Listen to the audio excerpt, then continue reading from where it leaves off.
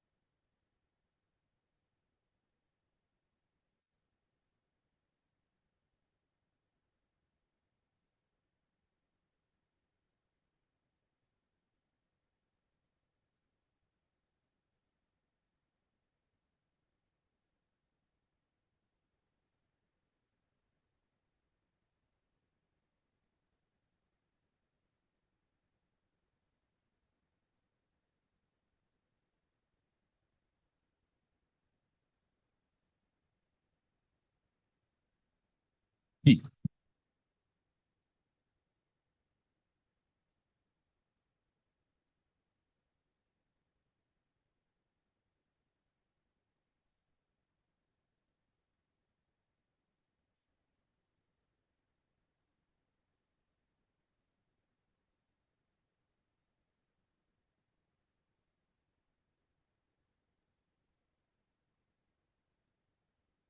Two. Two.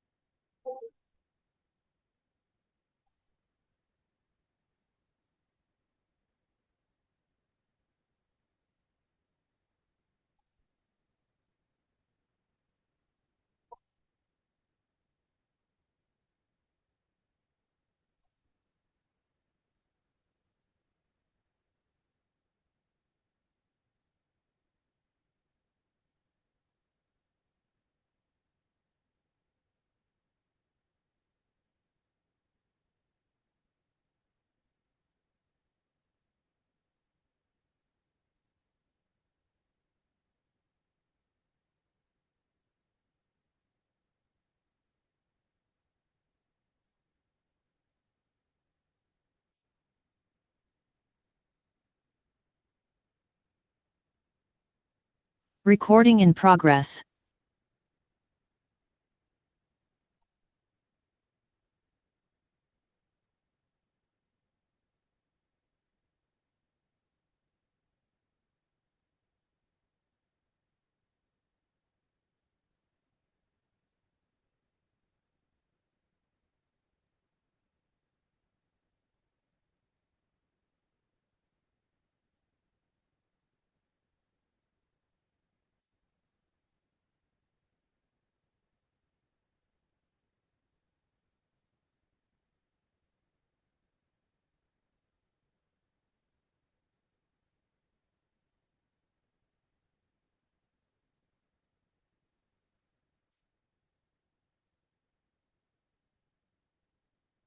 G.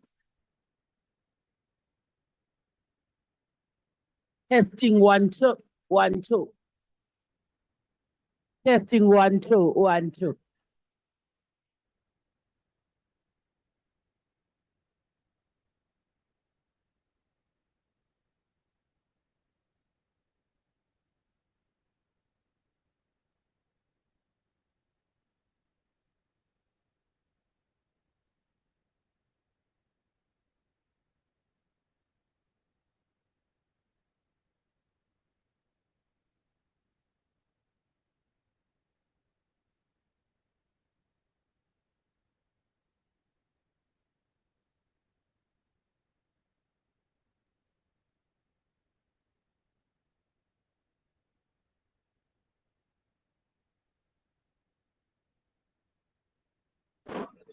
Good afternoon. Yes, I would like mom to check for me.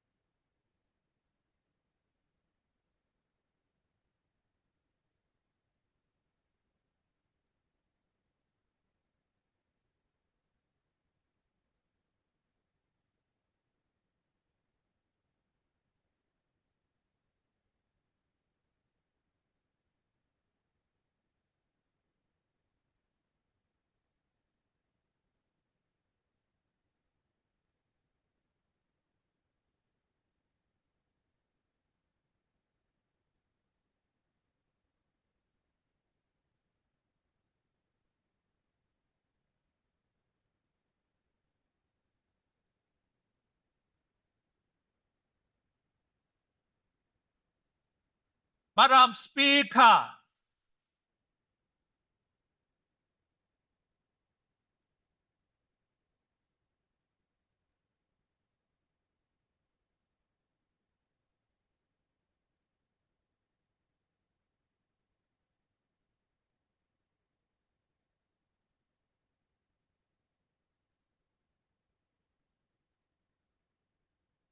We'll now have a moment of silent prayer or meditation.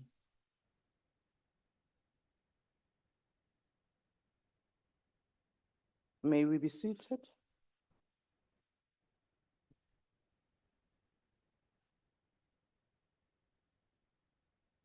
Thank you very much, honorable members.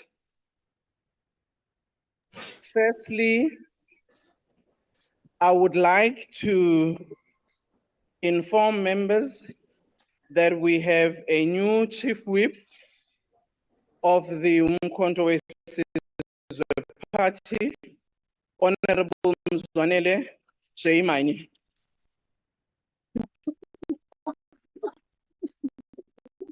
Order, honorable members. Order. Order.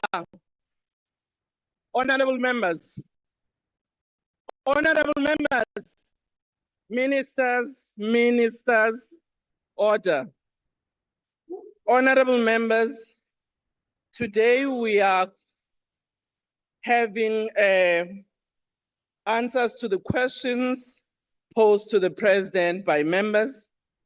I would just like to indicate to members that we have been requested by the presidency to have the auto cues that are here. As you know, that the president has been having the problem with his eyes. So I granted the permission. I just thought I needed to inform members. Thank you. Honorable members, the only item on the order paper is questions addressed to the president. There are 4 supplementary questions on each question. Parties have given an indication of which questions their members wish to pose a supplementary question to. Adequate notice was given to parties for this purpose. This was done to facilitate participation of members who are connecting to the sitting through the virtual platform. The members who will pose supplementary questions will be recognized by the presiding officer. In allocating opportunities for supplementary questions, the principle of fairness, among others, has been applied. If a member who is supposed to ask a supplementary question through the virtual platform is unable to do so due to technological difficulties, the party whip or duty whip will be allowed to ask the question on behalf of their member or any member allocated by the party concerned. When all the supplementary questions have been answered by the president, we will proceed to the next question on the question paper.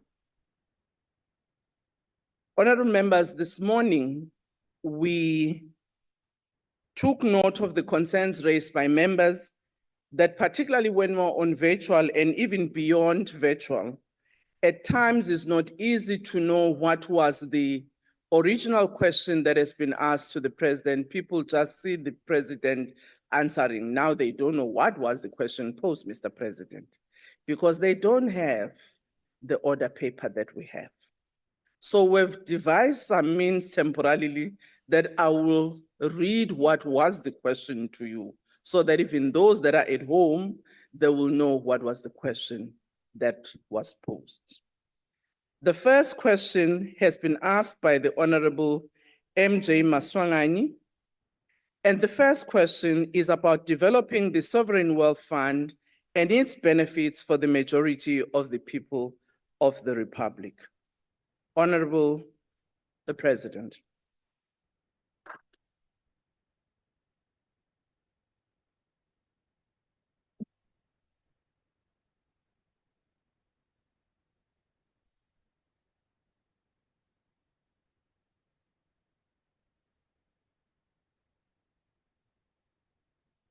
Honorable Speaker, honorable members, Sovereign wealth funds are by their nature often used by many countries around the world to harness national resources for economic as well as for social development. They are often used to preserve and to grow a country's wealth for the benefit of future generations. In a document that was published in December of 2021 by the National Treasury, they described some of the features of a sovereign wealth fund. And they say that such a fund is often a state-owned company that would accumulate resources for capital investment through a dedicated revenue instrument or instruments. It would then invest these resources in different asset classes. Countries with sovereign wealth funds, and there are quite a number of them around the world, often maintain surpluses in their current accounts and balance sheets or balances. This provides the fiscal space to establish a sovereign wealth fund. At present, with our current fiscal position, with substantial current account and budget deficits, it is currently not the most opportune and favorable time for us to establish a sovereign wealth fund. However, there are a number of options that are under consideration. Funding for service delivery remains under pressure for us. Additional resources are required to improve the recruitment of key personnel such as police and teachers.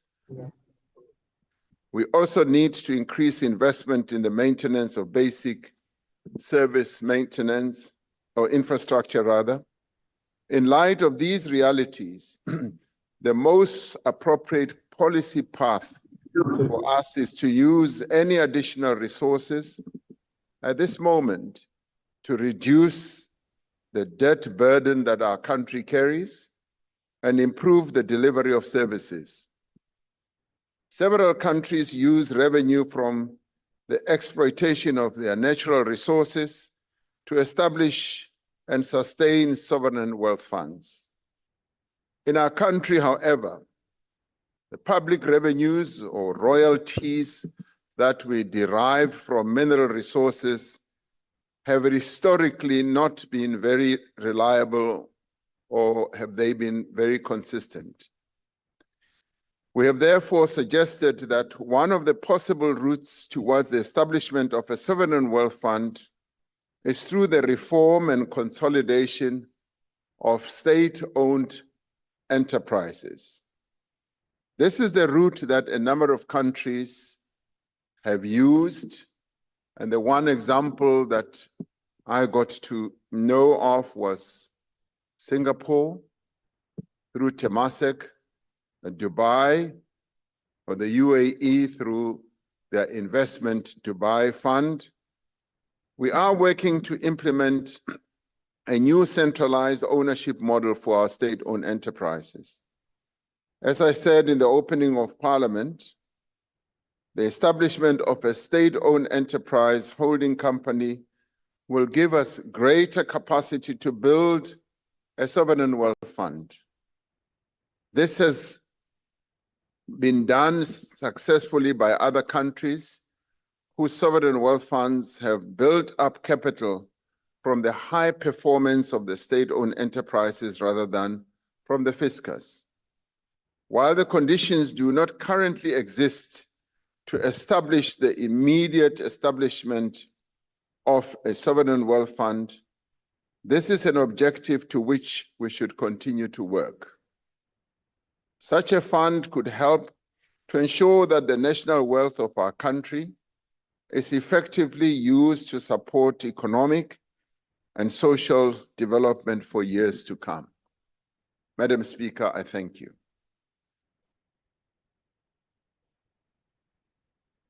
Thank you, Mr. President. The first supplementary question will be asked by the Honorable Masongani.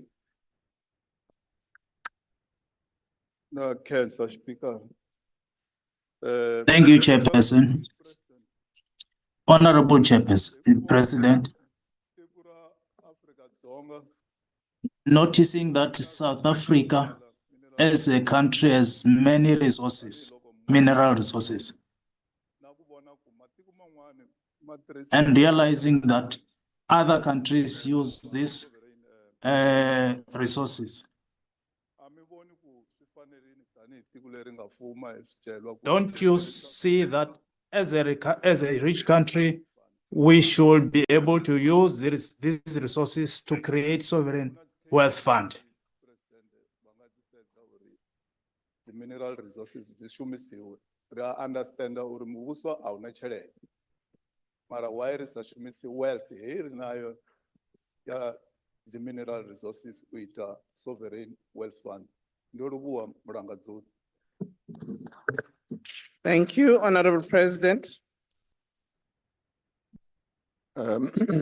Tatani Maswanganyi na Khensa swinene. Honorable Maswanganyi, thank you very much. With your question, looking at our mines, many of our mines are in the hands of private investors. Since the inception of mining in the country, a lot of mines were never mines that belong to our government. Our government only source out funds through tax The royalties. and The also royalties through is royalties. one ya special.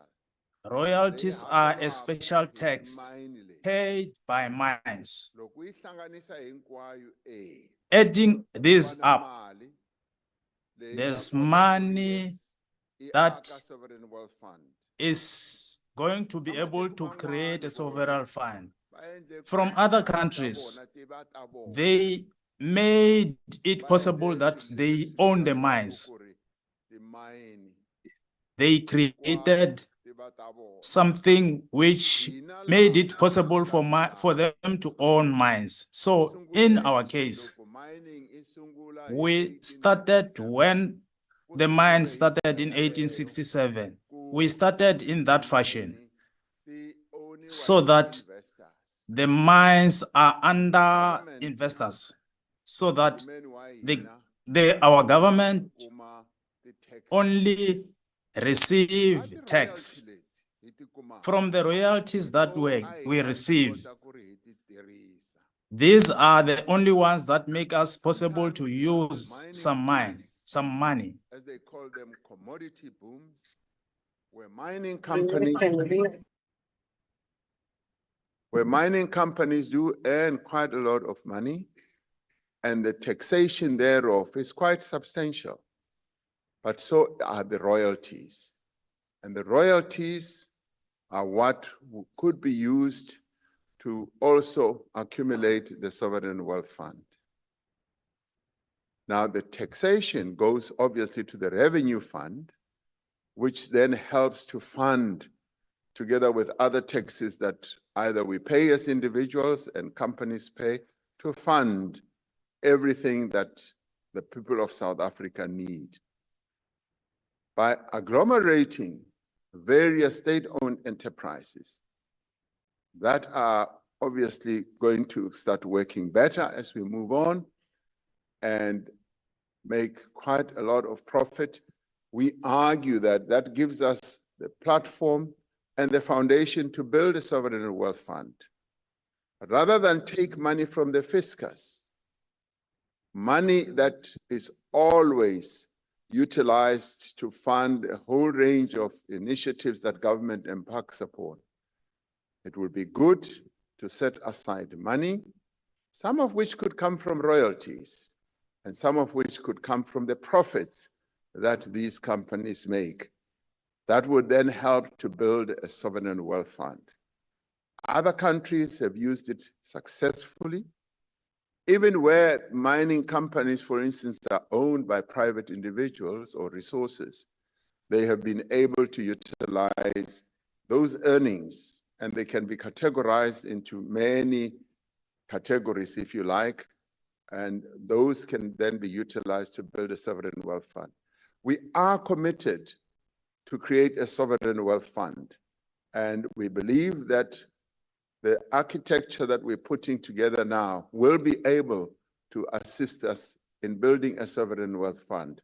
And this we will be doing for future generations, because it takes quite a while to build a facility like a sovereign wealth fund. Thank you, Honorable Speaker. Thank you, Honorable W.R. Alexander. Thank you very much.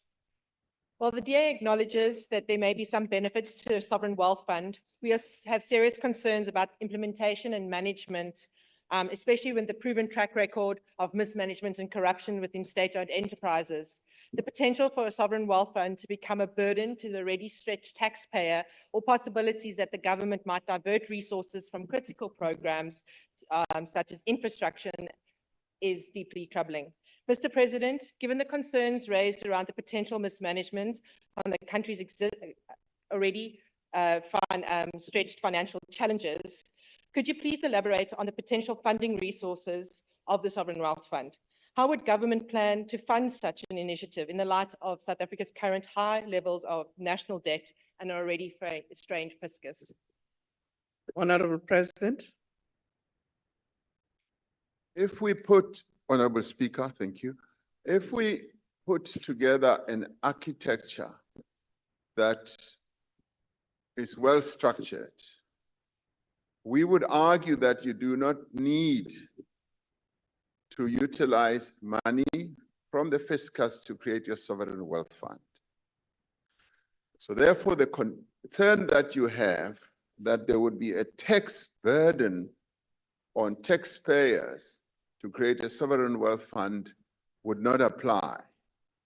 Because as I said in my opening reply, what you would do is to use the proceeds that would come from the assets that the government holds or the state owns as it flows through dividends and other processes.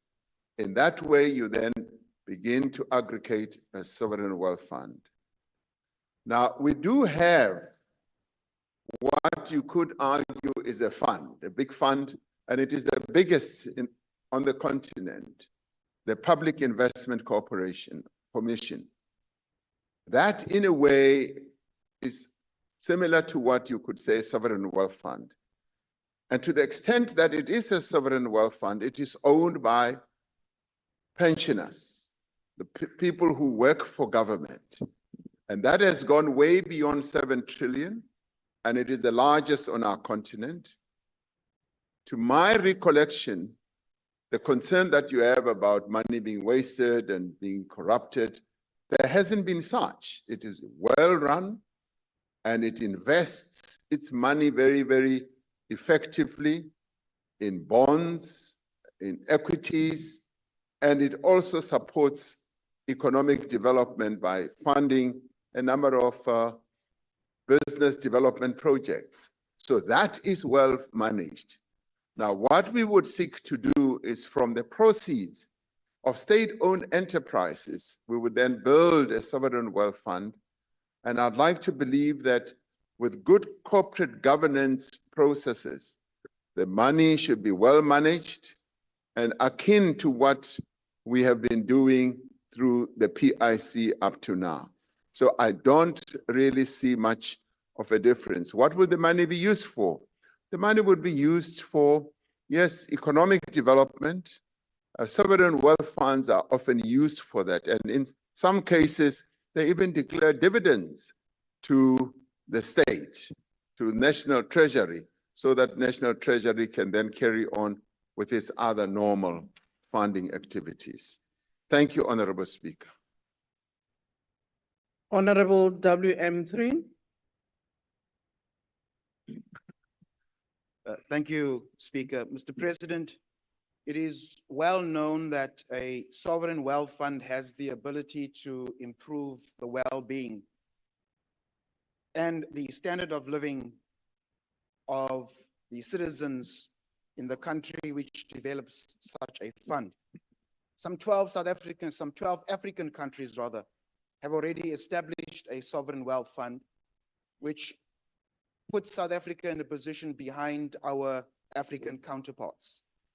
South Africa is well endowed with natural mineral resources, and this should be used not only to grow our economy, it should also be used to protect our citizens from both endogenous and exogenous shocks, financial shocks to our economy. Now, Mr. President, with South Africa facing a deficit on our national budget, debt to GDP of over 74%, and as well some failures in implementing what you would call for the structural reform that our economy needs, how do you intend to overcome these impediments and others which serves as deterrents to a sovereign wealth fund? Honorable President. Thank you, Honorable Speaker. As I said, the establishment of a sovereign wealth fund is a process.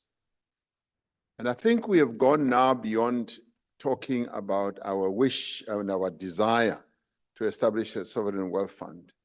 It is now generally accepted that, like other countries, we should have a sovereign wealth fund. And I was giving the example of the sovereign wealth pension fund that we have created over time, over a number of years, which is the PIC. But that one is owned by pensioners, people who work for the state. We now want to create a sovereign wealth fund which will be owned by all the people of South Africa. Now, as I said, one of the best ways, and right now it is the most efficacious way to set up the sovereign wealth fund is through having a state-owned enterprise holding company, which will then be able to draw dividends from its well-operating state-owned entities. A number of countries have done so. And Dubai Investment Fund is one of those. And indeed, the Singapore one and many other countries are able to draw dividends from those well-operating companies that operate in good industries and that make money. And the money then goes into the sovereign wealth fund. Now, yes, we have a deficit. We have a debt burden. And obviously that has to be funded through the taxation process that's underway or borrowings. Now, the sovereign wealth fund will be funded through dividends that will flow from our state-owned enterprises. Right now, many of our state-owned enterprises are in the doldrums. We accept that. And processes are underway to reposition them. And when they are repositioned, and this will take time, we will then be able to draw dividends from those. And the dividends will then flow into the sovereign wealth fund and start building it up. And it will then have a developmental approach to assist in developing our economy. So that is the broad architecture. And that's why I say we've now gone beyond desire and wish. We are now getting into building the nuts and bolts of how this sovereign wealth fund could operate. Thank you, Honorable Speaker. The last supplementary question will be asked by Honorable T.L. Magau. I'm on the virtual platform, Honorable Speaker. Yes, ma'am. You can go ahead. Can I go ahead? You can go ahead and ask the question. Oh, thank you very much, Honorable Speaker. Mr. President, the ATM family believes that any economic initiative undertaken by the government must prioritize the upliftment of the poor and the dispossessed who have long been excluded from the economic benefits of our nation wealth. In light of this, How will government ensure that establishment and the operation of the sovereign wealth fund directly confronts and reduces the stark economic inequalities in our society? What specific measures will be put in place to guarantee that the benefits of this fund are equitably shared among the most vulnerable and marginalized members of our communities? Thank you, Honorable Speaker. Honorable President. Thank you, Honorable Speaker. The answer to that question is really the heart of the matter. Will the Sovereign Wealth Fund benefit the majority of the people of South Africa? And the answer is yes. Sovereign wealth funds are meant to achieve precisely that purpose, and they should be seen as contributors to economic development. They should also be seen as vehicles through which the state can invest money that is in surplus, that it can utilize for various economic projects.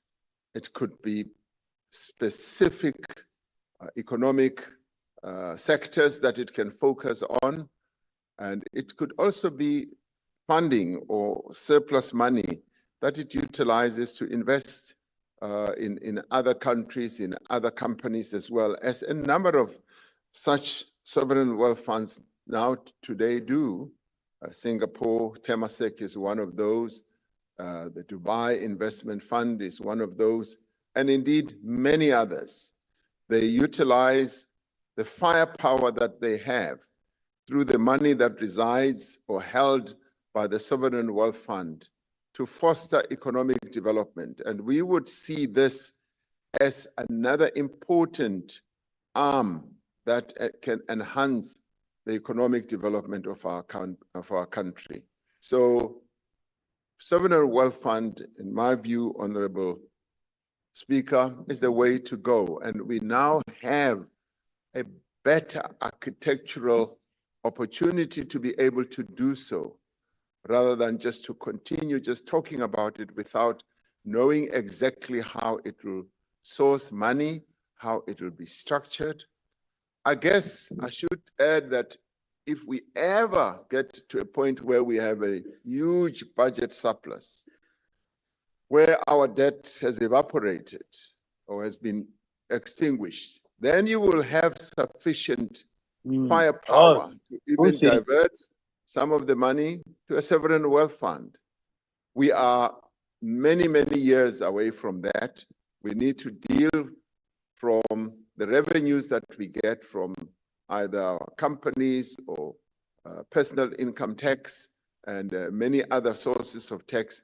We need to deal with our existential expenditure challenges, as well as servicing our debt. So setting up a sovereign wealth fund is then a project we work on as we improve our state-owned enterprises. Thank you, Honorable Speaker. Thank you, Honorable President. The second question has been asked by Honorable G. Makalakis, and the question is about private sector investment into crumbling ports, railways, and infrastructure. The Honorable the President. Honorable Speaker, honorable members, for our economy to grow, we need an efficient and well-functioning economy, but more particularly a well-functioning logistics system. It is very important, if the goods we produce are to be globally competitive, for us to be able, as we produce our goods, to be able to know that they have a channel through which they will travel to our ports, to our places of forward destination. This is why we are focused on the logistics sector as part of our broader agenda for economic reform. For many years, our rail system and ports have suffered from underinvestment, particularly in infrastructure, in equipment, and in the maintenance of that equipment as well. This has contributed to deteriorating performance of our economy. This trend was exacerbated during the state capture period. Funds were diverted away from pressing infrastructure needs. The poor condition of our rail network and the inefficient operation of our port terminals now represent what I would call a binding constraint on economic growth and job creation. This has implications for key sectors of our economy, such as mining, agriculture, and manufacturing as well.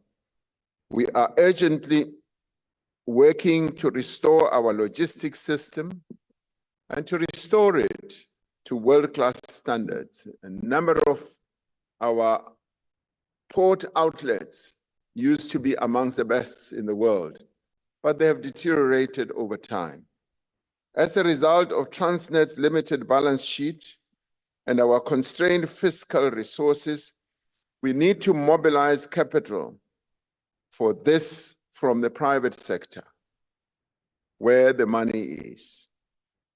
During the 6th administration, Operation Vulindlela, together with the Department of Transport, commissioned research on the opportunities for private sector participation in the logistics sector. This research found that there is significant appetite for private sector investment in ports and rails. It also found that a clear and consistent legal and regulatory framework is needed to unlock this investment. It requires a level playing field for private operators.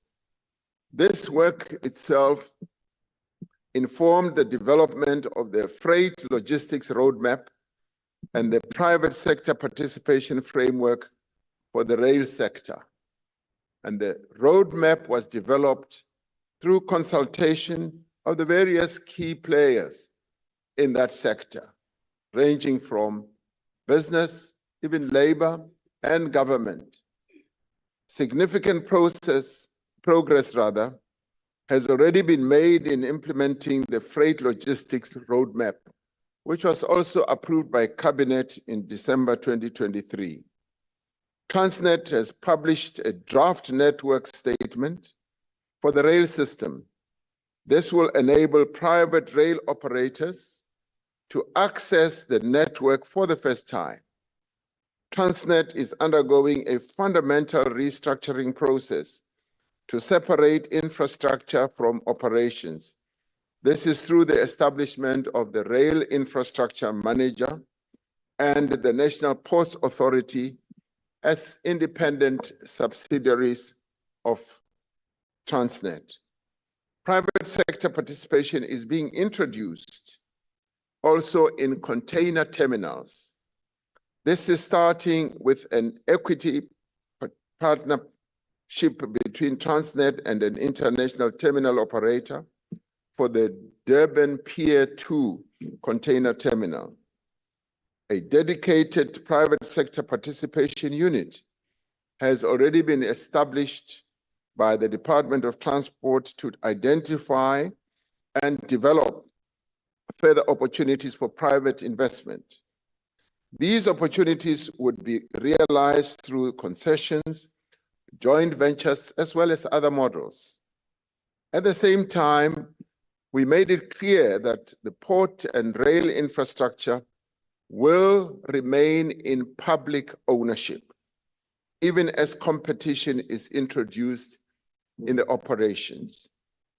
We are therefore very clear that this is not a process of privatization, it is a process of concessioning, enabling those with money, which currently our Transnet balance sheet cannot support, to bring their money in and to invest to make our ports and our container terminals much more efficient.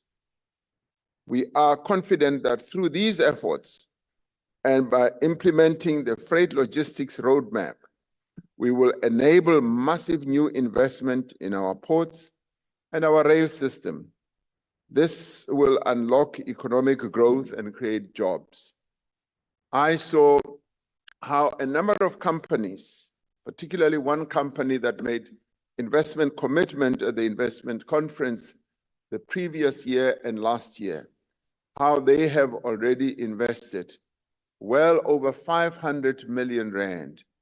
I was able to go to the port of Durban and to see the container terminal that they had already built, which is now working very efficiently.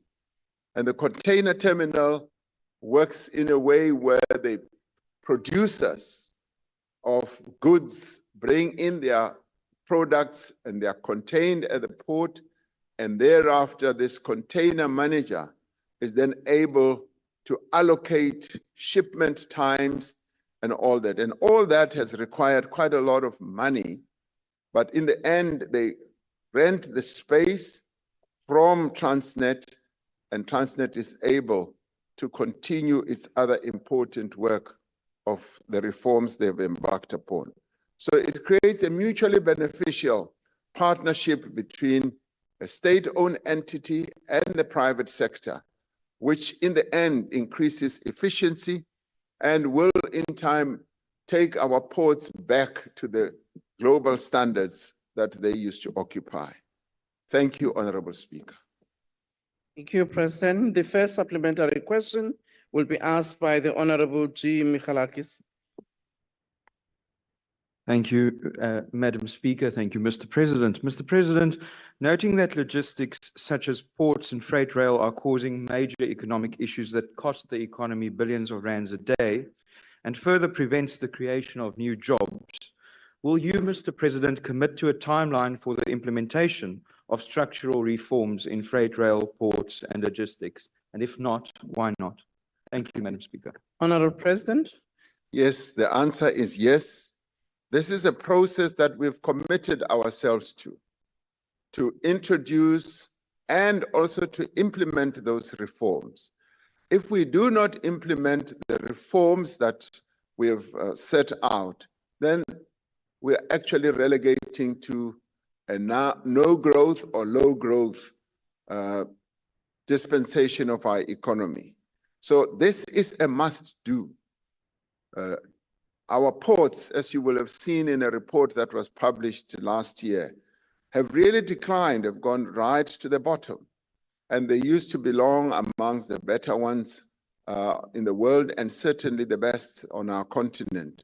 So those reforms must be embarked upon.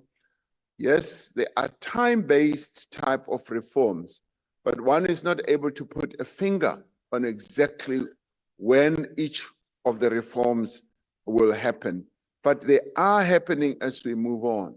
And it is also a question of mobilizing the financial resources that are required, but more importantly, of getting the equipment. Quite a bit of the equipment that we have in our ports is archaic. Other ports are using really fantastic modern day equipment, technologically well-driven and using G5 and many other, and now they're moving to AI. So we need to step up and move in that direction as well, so that we are then able to handle goods that either arrive or goods that we are able to export. And in the process of all that, jobs are created. Many more jobs, not only at the point of export or point of import, they are created in the back end where those goods are made.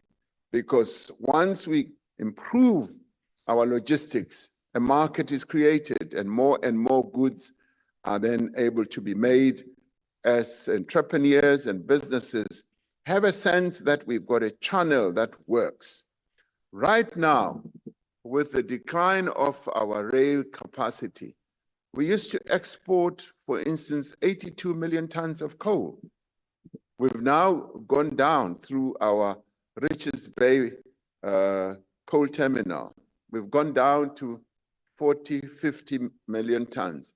Now, it's the improvements that we have to make on our rail to enable locomotives to come back and be able to transport.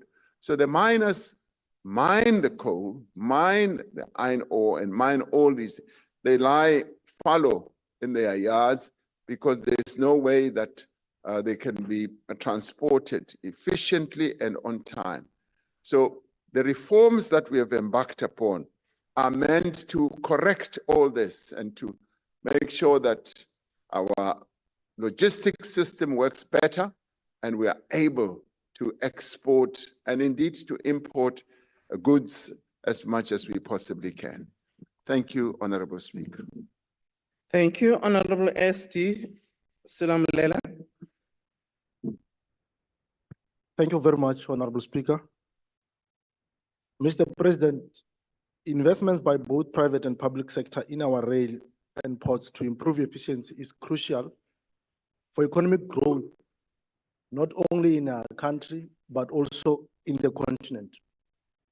Now, my question is, Mr. President, how will these investments create a gateway and integrate African markets to boost a well-integrated network of ports and logistic infrastructure to achieve economic growth here at home and in the continent?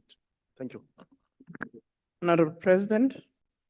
The reforms that we have embarked upon are the type of reforms that will not only open up the gateway that we are, but will enhance it, and it will also have a beneficial impact on other countries on the continent, on the subcontinent, that is our region, as well as on the continent as a whole. We continue to be recognized as the gateway into Africa because we are the most industrialized country on the continent, and we've got good infrastructure that has over the years really run into disrepair. So the reforms we have embarked upon are aimed at revamping that infrastructure. We have been, as a country, chosen by the African Union to be the champion of infrastructure. And that is the position we occupy at the AU level. And living up to that position means that we should be the repository of coming up with the ideas of how infrastructure, particularly logistics, on our continent and in our region can be improved. Many countries rely on South Africa to have or to continue having the best infrastructure. And countries as far afield as the Great Lakes, as far afield as the DRC, still rely on our own logistics capacity. So therefore, we need to ensure that these reforms continue to benefit us, but also benefit other countries as they are very, very reliant on us as well. So in the end, what we do here is not only beneficial for us, but it is also beneficial for other countries in our region and indeed on the continent as well. And we will continue, and it is for that reason that we should continue with those reforms, because for us, it's almost do reform or you die. And if we don't reform, it basically means we are really imposing a death sentence on our own economy. And that is a route that we should never take. We should only take the route that will enhance the growth of our economy and lead to the creation of jobs, which is precisely what we are focusing on. Thank you, Honorable Speaker. Thank you, Mr. President. Honorable O.M. Maudra. Thank you very much, Speaker. Speakers, there's this false and misconstrued idea that for state-owned entities to function optimally, effectively, and efficiently, you need private sector participation or involvement. And that idea has been debunked by the recent experiences with ESCOM, where we come from heavy load shedding, which was as a result of your deployment of a useless minister who had no clue what ESCOM is all about, including the management team that was there. We've seen now with the new minister and the engineers who are there in the form of the board chairperson and the CEO, but it has turned around ESCOM. We now no longer talk about load shedding. So what makes you think that the private sector is actually the answer? You correctly said earlier on that Transnet used to transport 82 million tons of coal, which has now dropped to 14 million tons. But that is a result of management. So why are you not bringing competent, experienced, well-qualified management teams to revitalize our ports and our railways without you handing over our assets to to private sector, which is basically you are saying we need wide supervision for government to operate optimally. Thank you. Honorable President. Thank you, Honorable Speaker. I'd like to make it clear once again that the process of the reforms we have embarked upon is not about handing over state assets in terms of ownership. It is cooperating with the private sector where money resides. The private sector has money. No. Right now, for instance, Transnet's balance sheet is constrained. We had a situation where ESCOM, and still have a situation where ESCOM has a negative balance sheet. And the Treasury has had to bail out ESCOM for something like 450 billion rand. Now, that's a burden. That's a burden that the people of South Africa will continue to carry over the next few years, where money that should be utilized quite effectively to improve education, to ensure that our health facilities are better, is then diverted to put into a state-owned enterprise. And what we are arguing is that we must lessen the dependence of our state-owned enterprises, and where we can cooperate with the private sector and where they can put their money into a state asset, they should do so. And I'll give you a very good example. The N3, which is like the real artery of our economy, was built through a partnership, a private partnership with the private sector. They helped us build that road.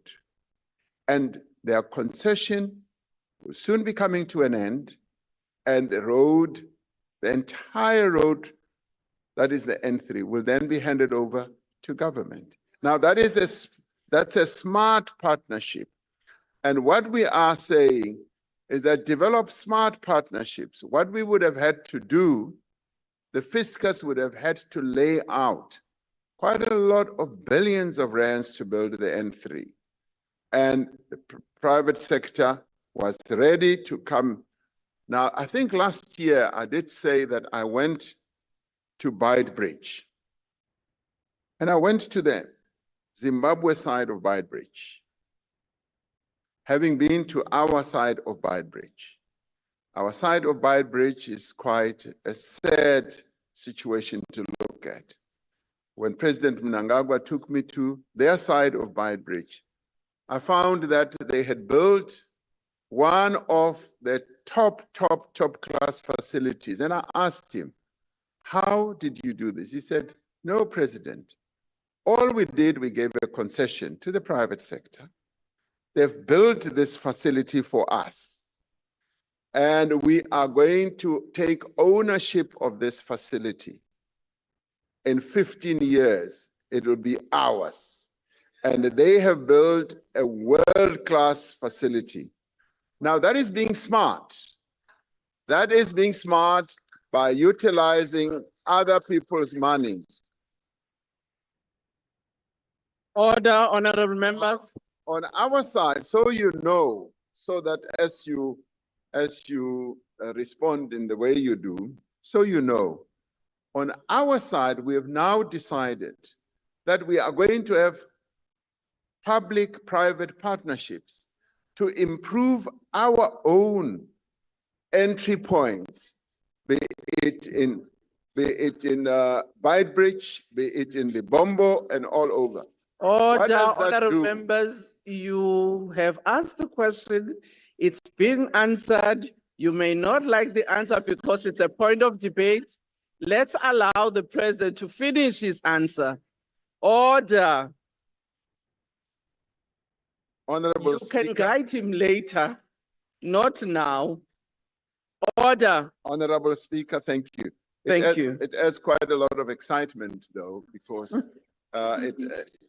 it enables people to think through issues.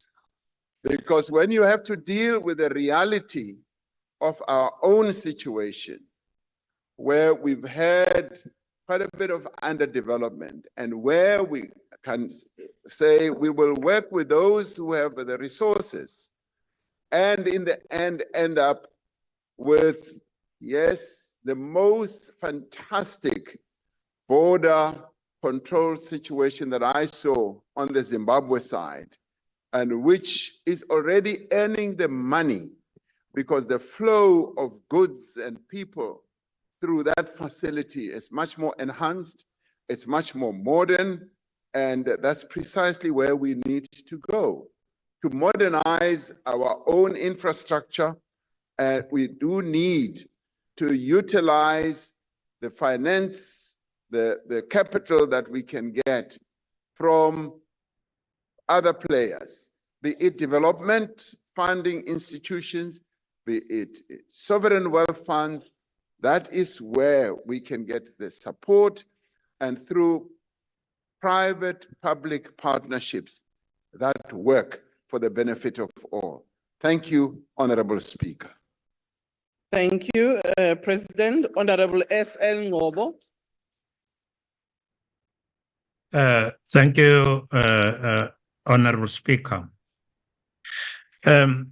Honorable President, in 2023, a surge of 1,500 to 1,600 trucks daily transporting commodities to the port of Richards Bay caused extensive infrastructure damage and strained the Umhlatuze municipality's budget. This crisis underscores the state's failure to maintain the rail network, forcing reliance on overburdened roadways. Despite high-level government intervention, the port's capacity remains inadequate. Question: what has government done to repair and extensively safeguard the rail network, my emphasis, Mr. President, to protect it from obvious and deliberate tampering to benefit the trucking industry? Thank you very much, Speaker. Siyabonga Mapholoba, Mongameli. Thank you, Honorable Speaker. It is generally known that as our rail system has deteriorated, it has led to the increase of trucks on our road. And our road network is now under enormous pressure from trucking as the trucks have increased, ferrying goods up and down from the coast to inland, and from inland to the coast. They damage our roads. And this was so ably articulated by Premier of the Northern Cape, who said that their road network continues to be damaged by trucks from the mines right to the port, in a way where the road just continues to deteriorate year in and year out. And that is the challenge that we are facing. And the efforts that we have embarked upon of reforms are aimed at precisely improving our road network, our rail network rather, and also improving security on that network, because there have been security lapses that have led to vandalization, the uprooting of rail lines, and some of those have been with the participation of some well-established companies that have, through the scrap businesses that they embark upon, have just been peeling off our rail lines and utilizing them for scrap steel. Now, that requires enhanced security, which our reforms are also dealing with, because that's part of the roadmap that we are working on. Now, with the cooperation of all key role players, we are finding that a number of corridors are now being opened. They are being restored. And this applies to not only for goods, but also for passengers, including the PRASA corridors are being improved as security is enhanced, as well as the security on our important rail arteries between Mpumalanga, Gauteng, and also in the Northern Cape right through to the coast. So those are being enhanced and also now beginning to work more effectively on the rail line from Gauteng right through to the Eastern Cape. So that is a project that is underway, and it is what we want to see as a great improvement as we go on with our logistics improvement through the reforms that we have embarked upon. So in time, and soon it should be, even the issues that honorable member is complaining about through Mhlatuzi and all that will be handled and will be restored to a position where they were, where goods in our country should now be transported through rail rather than through roads. And of course, the road users, the trucking industry has seen a gap and an opportunity which they have taken up, but it is also damaging the roads, and therefore we need to ensure that there's a good balance, and the balance should be more tilted towards utilizing our rail rather than our road. Thank you, Honorable Speaker. Thank you, Honourable President. Before we proceed, the Honourable Reddy's hand is raised on the platform. Honourable Reddy. Madam Deputy Speaker, will the President take a question?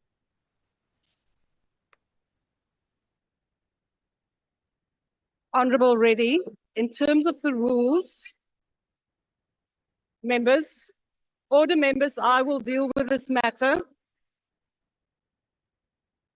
Honourable Reddy, members, order. Members, order. I cannot reply to the Honourable Reddy. Honourable Minister.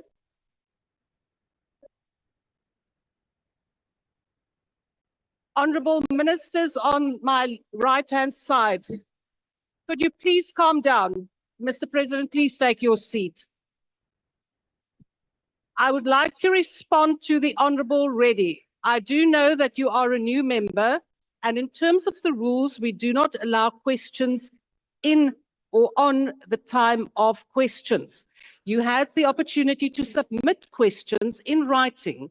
So I would also request your newly appointed Chief Whip to guide you in terms of the rules of Parliament. Thank you. Honourable members, we now proceed. Could I please have order from this side of the House?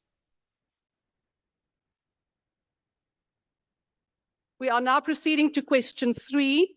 Question 3 has been asked by the Leader of the Opposition. The question is about the promotion of African unity, self-determination and alignment of the government's foreign policy interests. The Honourable the President. Thank you, Honourable Deputy Speaker. Honourable members, Africa stands at the center of our foreign policy.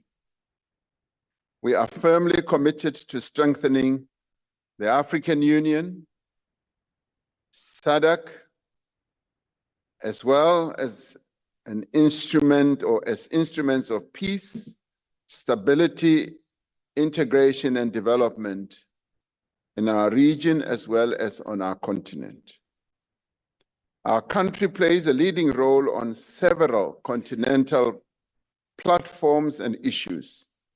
We are, for example, the chair of the Presidential Infrastructure Champion Initiative, as I said. We are currently the AU champion on pandemic prevention, preparedness, and response. South Africa has been working closely with other countries towards the full implementation of the Africa Continental Free Trade Area. This is set to eliminate trade barriers and to boost intra-African trade and to advance prosperity for all on our continent. And we continue to work within the African Union to end several ongoing conflicts on our continent and to restore constitutional and democratic government to countries that have recently experienced coups. We are currently involved in supporting the people of Mozambique, the people of the Democratic Republic of the Congo, South Sudan, and other countries to enhance and to ensure that there is peace and stability on our continent. As the Union Chair in 2020, South Africa led the continental response to the COVID-19 pandemic. This involved overseeing a continent-wide strategy, setting up of innovative online platforms to access essential medical supplies, mobilizing the international community to address issues such as debts of African countries, and also to secure vaccines. South Africa has consistently championed the African agenda on the world stage. Our country successfully advocated for the inclusion of the African Union as a fully fledged member of the G20. We have indicated that we will place the interests of the African continent prominently on the agenda of our G20 presidency next year. South Africa has also stressed the value of the BRICS alliance to advancing Africa's developmental agenda. And as chair of BRICS last year, our country invited representatives from other African countries to attend the summit that was held in Johannesburg. 46 African countries attended, including 20 heads of states and government. So we continue as a country to pursue an independent foreign policy. Through our foreign policy, we aim to promote our own national interest, which is based on the protection and promotion of our national sovereignty and our constitutional order. The key pillars of our foreign policy include the promotion of human rights, peace and stability, and the strengthening of trade and investment ties with other countries. Since the advent of democracy, South Africa has taken a position of non-alignment as we deal with global matters.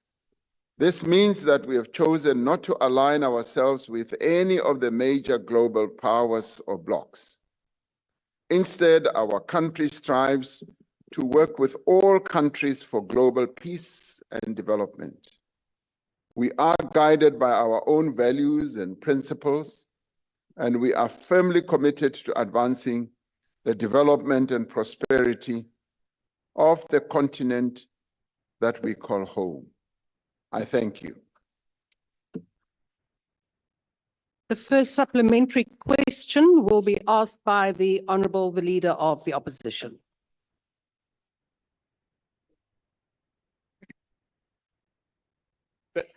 Thank you, Madam Deputy Speaker.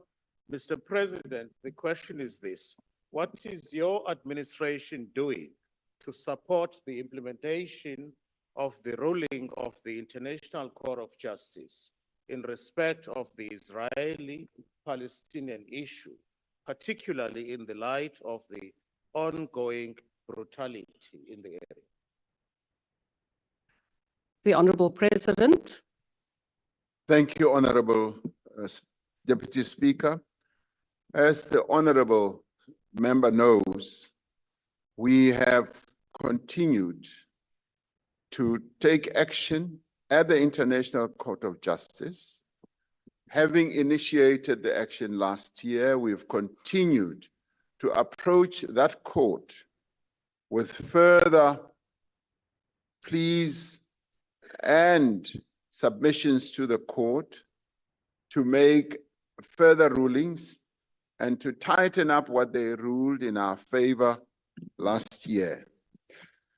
And in doing so, we've been fortunate to be joined by a number of other countries that have voiced and articulated their support for the case that South Africa initiated. We are now in the process of preparing almost a 500-page case, which will be presented to the court, where we will be taking steps to prove that what we had approached the court on last year is the reality that Palestinians are living under, where we will be submitting not only video proof, photographic proof, but also great witness to our assertion that a genocide is unfolding and underway in Gaza. All this, as the honorable member would know, is being done to not only support the people of Palestine, but to ensure that we live up to our own values and principles of respect for human rights and for justice, but also to continue arguing that the only solution that there can be for the horror that is unfolding in Palestine is when Palestinians will be granted the opportunity to have their own independent state and have self-determination, and to have a state of Palestine installed and established, where they will also live side by side with the state of Israel. Now, all these matters are various initiatives that we continue to take, including the very matters that some of the members are shouting about now. These are matters that, as the government, we are in the process of dealing with. When we started this court case, we were told that the initiative we've taken is completely irrelevant. It amounted to nothing. And when the court, the International Court of Justice, ruled in our favor, it shut all those detractors up. And we continue in our resolve to proceed with this case because it is quite a historic case which demonstrates the empathy and the compassion of the people of South Africa towards the people of Palestine. And this we will continue. In the next few weeks, we will be submitting the real substance of our case, which our lawyers have been working on. And you might recall, and I continue to call you Honorable Judge, you will recall that we did set up a team that is composed of some of the best brains in the legal field, an international team that is working on these matters. So we are confident that we have a solid case to prove that genocide has happened and continues to happen in Palestine. Thank you, Honorable Speaker. The second supplementary question will be asked by the Honorable Kwankwa. Comrade President, thank you very much. The deadly clashes that have been raging for years in South Kivu and North Kivu provinces of the Eastern DRC have forced thousands of civilians to flee their homes and dozens have been killed. There are fears that more regional towns might fall to the advancing M23. President, the question is this: whether in line with aspiration number 4 of Agenda 2063 of building a peaceful and secure Africa, South Africa has considered pushing for an AU-facilitated DRC Peace Summit, which would combine the Luanda and Nairobi processes that are currently underway into one, as a way of finding a lasting solution to the conflict and resolving the diplomatic crisis between Rwanda and the Democratic Republic of Congo. Thank you, sir. The Honourable President, Thank you. yes, proceed. Thank you, Honorable Deputy Speaker. Yes, our country remains committed to ensuring that there is a peaceful outcome to the conflict that is raging in the Eastern DRC. 2 weeks ago, I traveled to Angola to meet President Lorenzo, who brokered a ceasefire between the DRC and Rwanda. And in the course of our discussions, we both confirmed that the only way to resolve that conflict is through a peaceful negotiation that will result in a permanent ceasefire. We were grateful that the two countries have agreed to cease the fire. I'm informed that that ceasefire continues to hold, and there are preparations underway to hold a process that will combine both the Nairobi and the Luanda process in a way that we will be able to forge a permanent peace. Now, South Africa, as you well know, continues to be invested in this whole process of finding a peaceful solution. We are part of the SADC mission, semi-DRC, that is located in the DRC with the specific purpose of ensuring that the fighting comes to an end and that there is peace in that part of the DRC. Now, we are looking forward to the various initiatives that are underway to ensure that, yes, the fighting stops. The good thing is that the need for peace has now been embraced.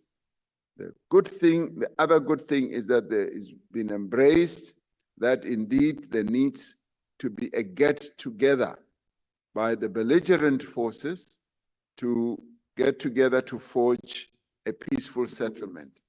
We have long concluded that there is no way that the conflict in the DRC can be resolved through continued armed conflict.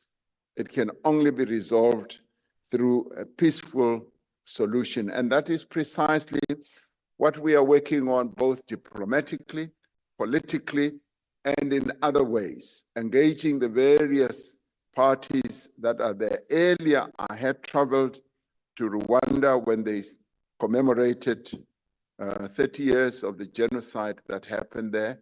And in the course of that visit, I had extensive discussions with President Kagame, and the desire for peace was clearly expressed during our discussions.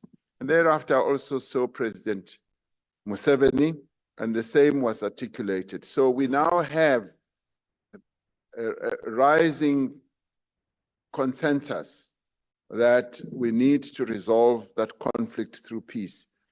The peace that needs to be installed will bring an end to the nightmare that ordinary people are suffering on the ground. And South Africa will continue to play a key role, as we have always done so since the time when President Mandela was president. We have sought to broker peace, and we will continue to do precisely that. And we'll be working through the various organizations or structures of the AU itself, its Peace and Security Commission, as well as the SADC, and where President Lorenzo is also leading the Luanda process. So we will continue being well connected and engaged with that whole process. Thank you, Honorable Deputy Speaker. Thank you, Mr. President. Honorable Manyi, you raised your hand. I will now recognize you. Yeah, thank you, Deputy Speaker. Deputy Speaker, towards the end of last year, there was a spirited attempt, or rather a spirited effort to shape the rules of this House and in order to improve decorum and all of that, so that we don't have a situation where when the president is addressing, then there's a whole flurry of point of orders and all of that. Now, if you have a situation where, despite those rules to try and maintain order in this House, you then have a president that was part of an impeachment process that now continues to mock our party leader here in Parliament. Honorable Manyi, that We is have a problem. The president that cannot is a continue- question of debate. It is The not president- a point of order. The president cannot continue to keep mocking our party leader as a judge when he knows that they participated in a process to unfairly impeach him. Now he impeaches him on the one side and he mocks him again. Honorable That Manyi. cannot be allowed. Honorable Yeah. Manyi, that is not a You are point of very order and ignorant. it is dismissed. We will now proceed. Honorable Dlakude. Mr. President, we still have another point. Honorable Dlakude. Thank you very much, Honorable Speaker. The order on the order paper is questions to the President. It doesn't allow anyone to make statements other than the follow-up questions. So if the Honorable Manyi had something to say against the President, something to say, he must bring in the substantive motion to this House. Thank you very much. You are quite correct. That is the process, Honorable Manyi. If you do have a point to be made, it is a substantive motion, but in any case, I have dismissed that point.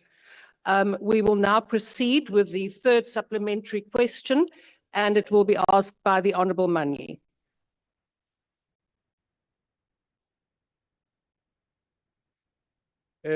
Thank you, Deputy Speaker.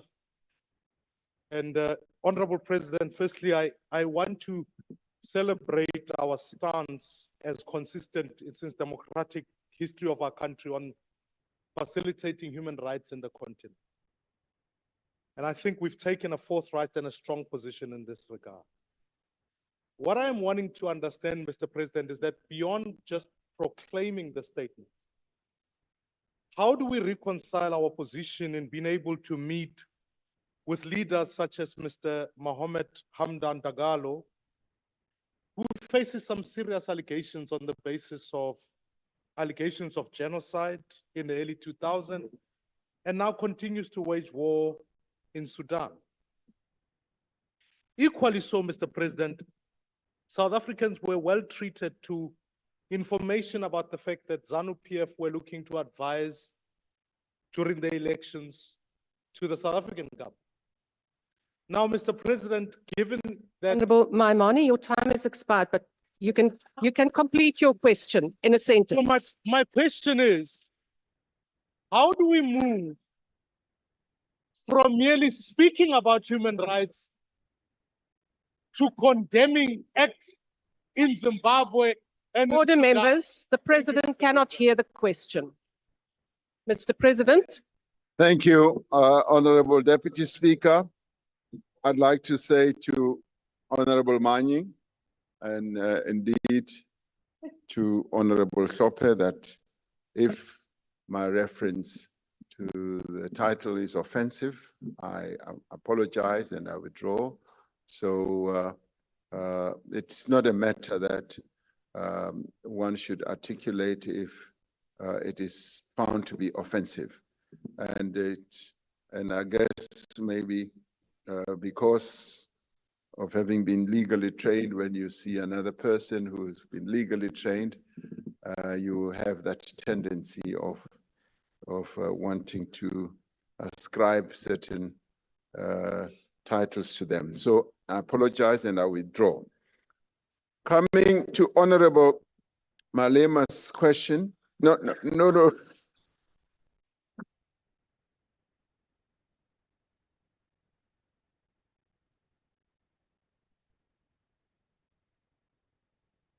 Honorable members, Honorable President, I have to remind you it was the Honorable Maimani's question.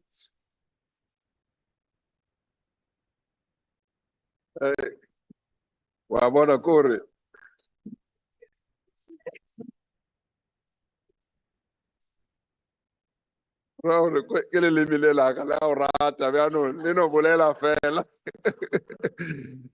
Honorable Maimani's question about why one or we would continue to meet people like General Dagalo.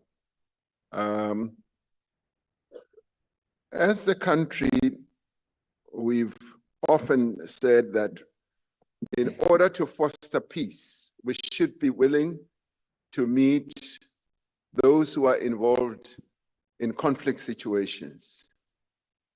And that has been the practice that even my predecessors have been involved in, where we are, as we broker peace amongst belligerent parties, we are prepared and willing to meet with them so that we are able to understand precisely what drives them, and also so that they can understand where we come from as we advocate for peace. So we believe that we should not say, we will not meet this one and we will only meet this one. You may recall, Honorable Maimani, that we were, as South Africa, part of the African Peace Mission that went to both Ukraine and to Russia. And that meant we were willing to talk to both parties who are involved in the conflict, with a view of getting the two parties to meet so that they can have a peace process. You cannot make peace with just the one party that is involved in a conflict. You've got to be willing to meet with both parties, and that's precisely what we have done. You may or may not know that with regards to Sudan, we have met both parties. We have met both generals, both the generals who are involved in this conflict. We've met them, and we've communicated to them the need for peace. And our discussions with both of them were aimed at achieving a peaceful outcome. They both came to South Africa, and I met them. And I would like to believe that as we engage with them and we talk to them, the positions that they may well have also begin to be tempered towards having a peaceful solution. So we don't subscribe to the notion that you should not meet this one because they are branded in a particular way. As a neutral party, non-aligned, we believe that it is best to make all efforts to ensure that there is peace in whatever conflict that there is. And that has stood us well. And whenever we do so, we are able to give notice to the other belligerent party so that they should never misunderstand our intentions. They should always understand that our objective is to ensure that there is peace in whatever conflict. And that has always been accepted. And you may recall as well that last year we did participate on the sidelines brokering the peace between the belligerent parties in Ethiopia. And they finally came here. And that we were able to do by talking to both parties and making sure that, yes, there is peace. Even in the conflict in the DRC, we are working to talk to all the parties that are involved. So it is important that as we foster peace, we should be seen as an honest broker. We should be seen as a peacemaker who is willing to bring belligerent parties together. Thank you, Honorable Speaker. The last supplementary question will be asked by the Honorable Sali.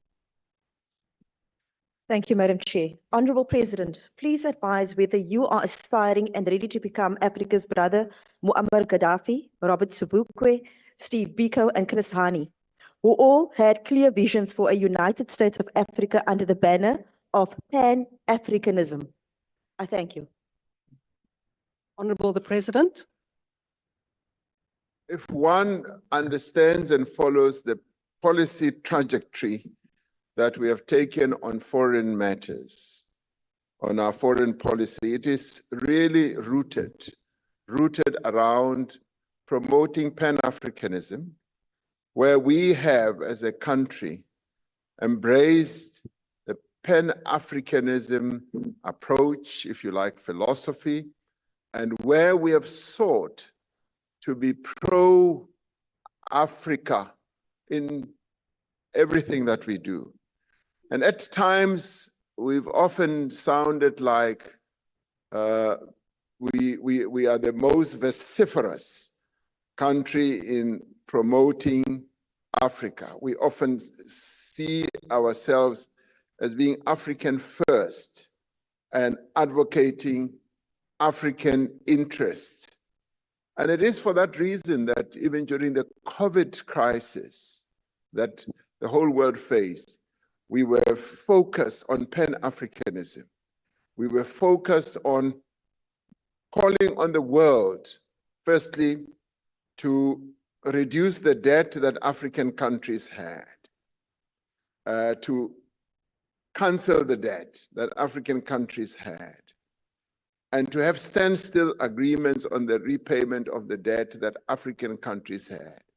And in that regard, we were less advocating for ourselves, but more advocating more for Africa, African countries. And when it came, for instance, to PPEs, personal protective equipment, we were able to have a number of those items made ourselves here. But we advocated for our continent as a whole to have better access to PPEs. And when it came to vaccines, our approach was full-blown Pan-African. And we were advocating for the continent as a whole, to a point where at times we put the interests of our continent even ahead of our own interests, because we do believe that we are inherently African, and we need to promote the interests of the African continent. So in the end, whether we are judged as any of those that you referred to is a matter of those who will pass that judgment. But we know what we stand for. We stand for Africa, and we want to advance the interests of our continent. Thank you, Honorable Deputy Speaker. Question number 4 has been asked by the Honorable D.D. Pule. The question is about expanding market access for small-scale and previously disadvantaged farmers. The Honorable the President. Thank you, Honorable Deputy Speaker. The concentration of ownership, production, and market access in agriculture constrains the potential of our economy. It suppresses agricultural output and undermines growth and job creation. It also perpetuates the historical injustice of land dispossession. The Agriculture and Agro-Processing Master Plan is an important instrument to address this challenge. The master plan aims to build an agriculture and agro-processing sector that is inclusive, competitive, job-creating, sustainable, and that continues to grow. Pillar number 5 of the master plan specifically seeks to facilitate market expansion, improve market access, and promote trade. This will be achieved through, amongst other things, strengthening partnerships with established industry associations to ensure that small and medium enterprises can access existing networks that facilitate exports. The master plan itself aims to increase the participation of Black farmers in national fresh produce markets. It aims to ensure that the National Agricultural Marketing Council and the Agricultural Marketing Products Act facilitate market access for Black farmers. Government is working with the Perishable Products Export Control Board to assist small-scale and previously disadvantaged farmers in complying with food safety requirements. The ability of previously disadvantaged farmers to consistently supply the markets is also a result of low throughput. It is for this reason that the master plan has prioritized producer support as one of its critical pillars. This support includes financing and extension and advisory services. By 2030, the master plan aims to increase the share of Black producers in production of grains from 4% to 20%, in livestock from the current 32% to 40%, in fruits from the current 2% to 10%, and in vegetables from 15 to 29%. Given the extent of the challenge facing small producers, we welcome the provisional report of the Competition Commission's Fresh Produce Market Inquiry. We look forward to the publication of the final report and the recommendations that it will make for addressing market concentration in the agricultural sector.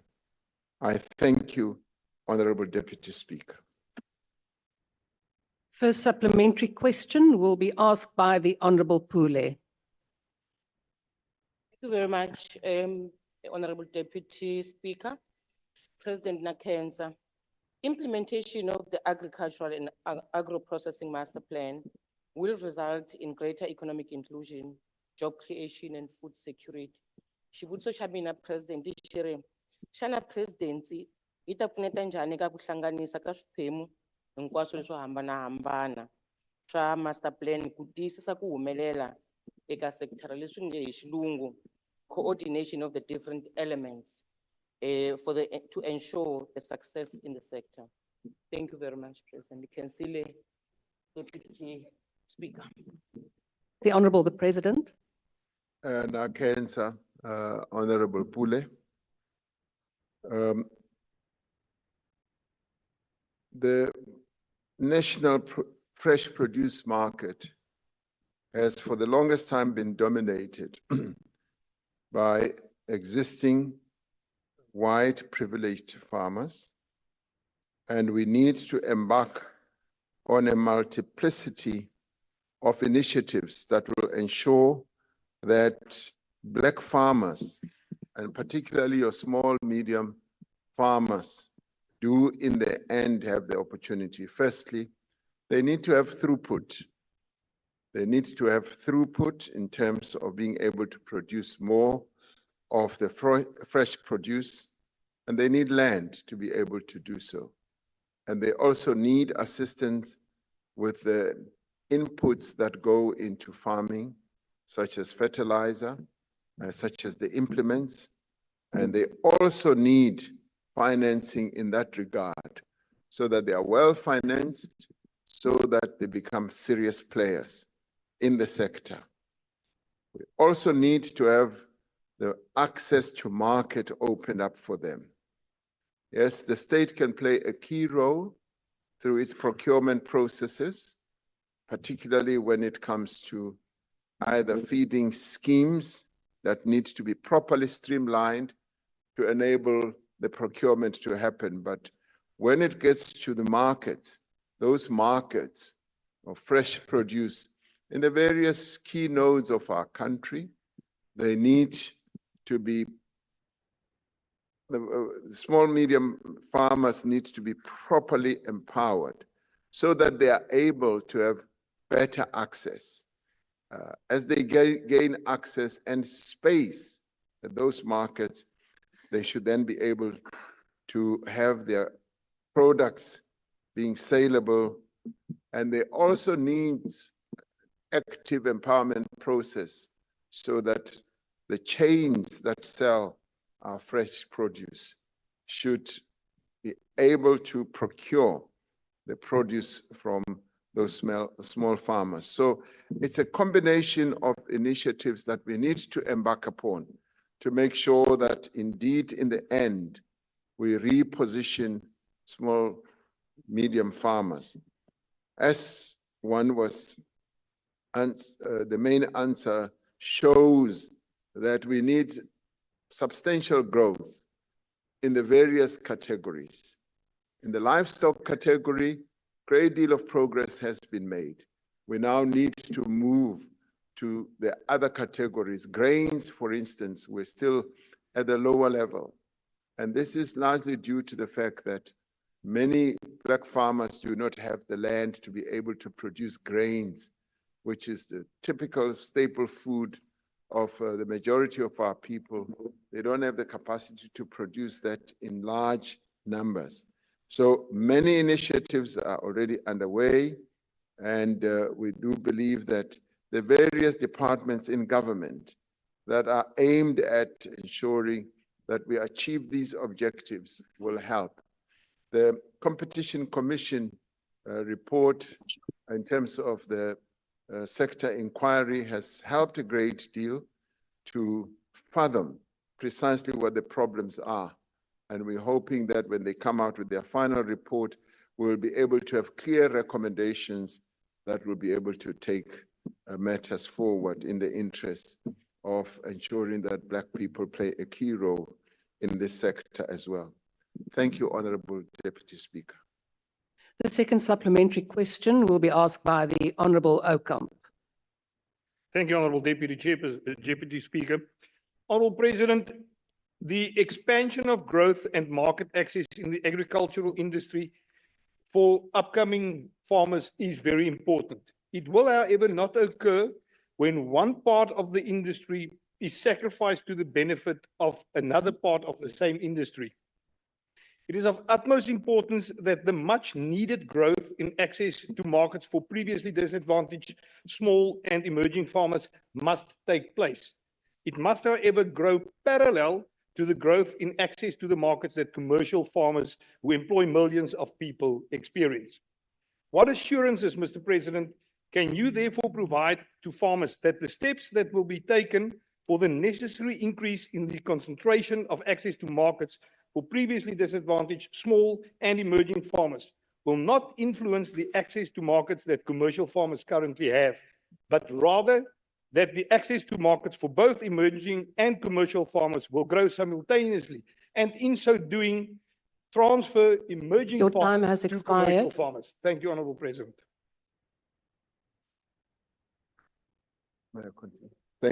Thank you, Honorable Deputy Speaker.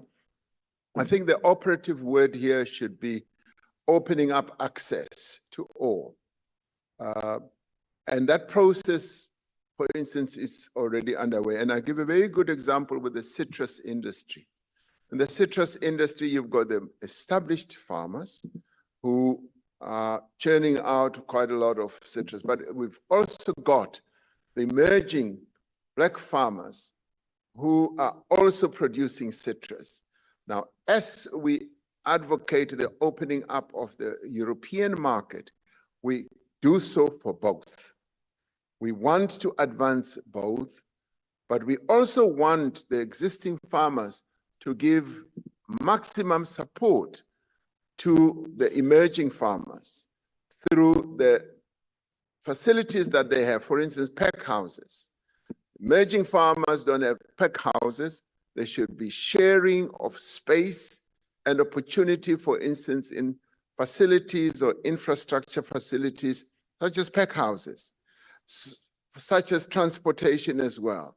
So if we can have both of them grabbing the opportunities that are given rise to, with the government obviously giving much more assistance to emerging farmers. And I think we need to be clear about that. the government will be biased towards assisting emerging farmers. And existing farmers must never think that this is being done at the expense of their continued success. So all must succeed at the same time, but with greater emphasis on government side to support those who were previously held back and who were previously not even allowed to play a key role. So I see both being given, yes, the opportunities to rise together, but our emphasis as government will always be on assisting Black farmers because they need much more support. And remembering, of course, that the existence of the more established white farmers was done with the great assistance of the previous apartheid government. It was the apartheid government that propped them up, that put them where they are today.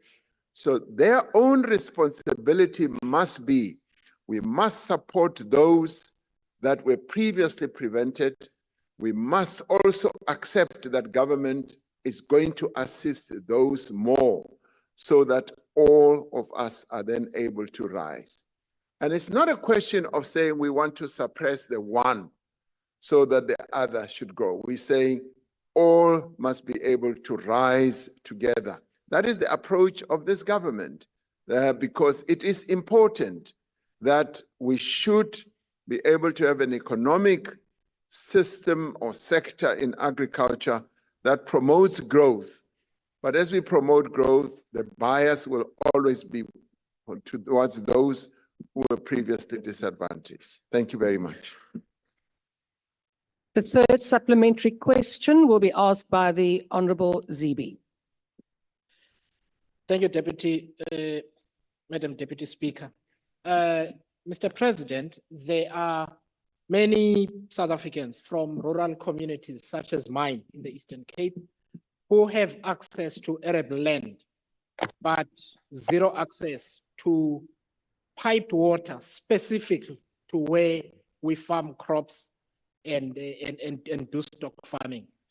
What measures is the government going to take to accelerate access to piped water, to stock and crop farming lands in rural areas, so that when these measures are taken to deconcentrate at the top, and when they are supported with modern farming methods, advice, and other equipment, they too can be part of the formal economy so that they can benefit from the deconcentration of the value chains. I thank you. The Honorable the President.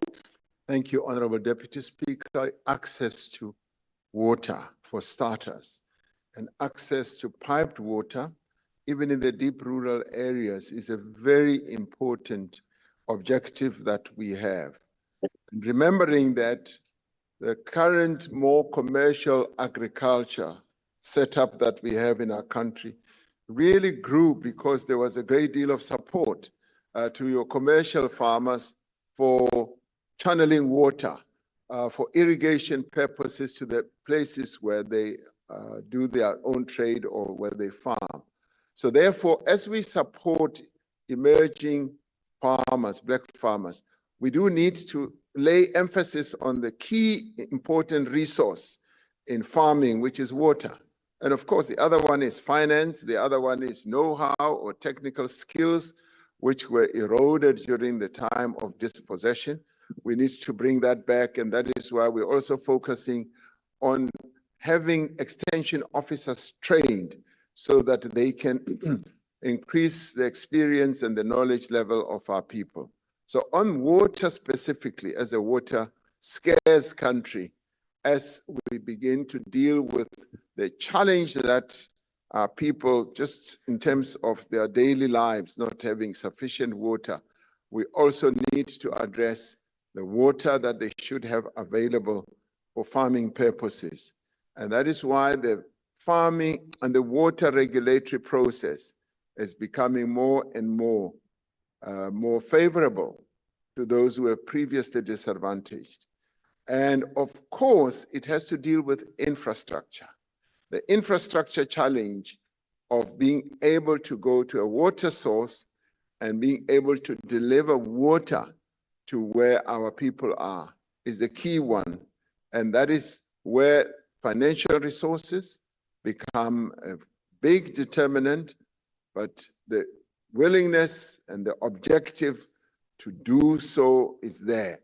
The Department of Water and Sanitation is committed to ensuring that we address this, but so in the end are other departments. For instance, agriculture is also going to be focusing on ensuring that farming becomes an important, and as it is, an important aspect of our economic growth trajectory. And as we do so, we need to know and have a clear objective of ensuring that water, a key resource in farming, does become accessible to those farmers in the outlying areas. So as we address through water and sanitation, the whole process of giving water to our people by constructing dams and all that, we should be able to address the need that there is amongst our people in the rural areas for the delivery of water where they are, not only for living purposes, but also for commercial purposes.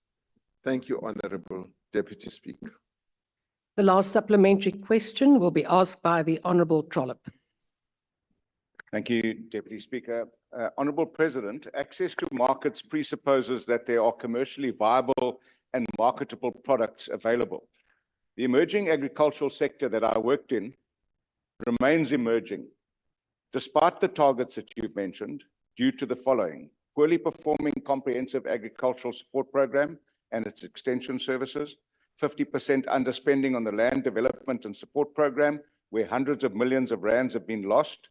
And this is compounded by the fact that no new dams have been built, crumbling road and rail infrastructure, the worst international ports productivity performance by our export ports, that compromises the quality and value of all perishable and livestock exports. And the banning of South African exports by neighboring countries is compounding this. What will be done differently to reverse these findings of the Auditor General that say that there is no culture shift in the department and that the legacy report of the past administration in agriculture has reported to the committee? They say nothing's changing, Honourable President. The Honourable President. Thank you, Honourable Deputy Speaker. Yes, the challenges are immense. I must admit that we face a number of challenges. The lack of support to emerging farmers has been the bane of our problems over quite a long time, and the absence of extension officers. One country that has done extremely well, as I got to know, is Ethiopia. They made it a point to train 40,000 extension officers, and having trained so many, that just revolutionized their agriculture and made agriculture a big contributor to their GDP. Now, we have been making steps or taking steps to increase the level of extension officers. But those extension officers are often young people who themselves know very little about farming. And this is where the more established farmers, commercial farmers, can play a key role in assisting the training and the preparation and capacitation of the extension officers that we need. Every farmer, particularly your emerging sector, needs extension advice on an ongoing basis. And the underspending, you're absolutely right, is something that has also bogged us down. Now, not establishing and building new dams is another challenge. And we often want to spend too much money in building dams, and yet there are new innovative ways of constructing dams more cost effectively. It means that we need to mobilize engineers who are more attuned to new ways of building dams, because yes, you're right, it is through the trapping of water that often ends up in the sea that we will be able to increase agriculture and improve opportunities that farmers can have, emerging farmers, because quite a lot of our land lies derelict because of lack of water.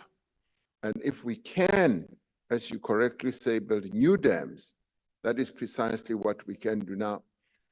Department of Land Affairs and Rural Development, as well as Agriculture, are going to be focusing on precisely these challenges that we face, and making sure that even with agreements between ourselves and our neighboring countries, we've had a challenge between South Africa and Namibia, as well as Botswana.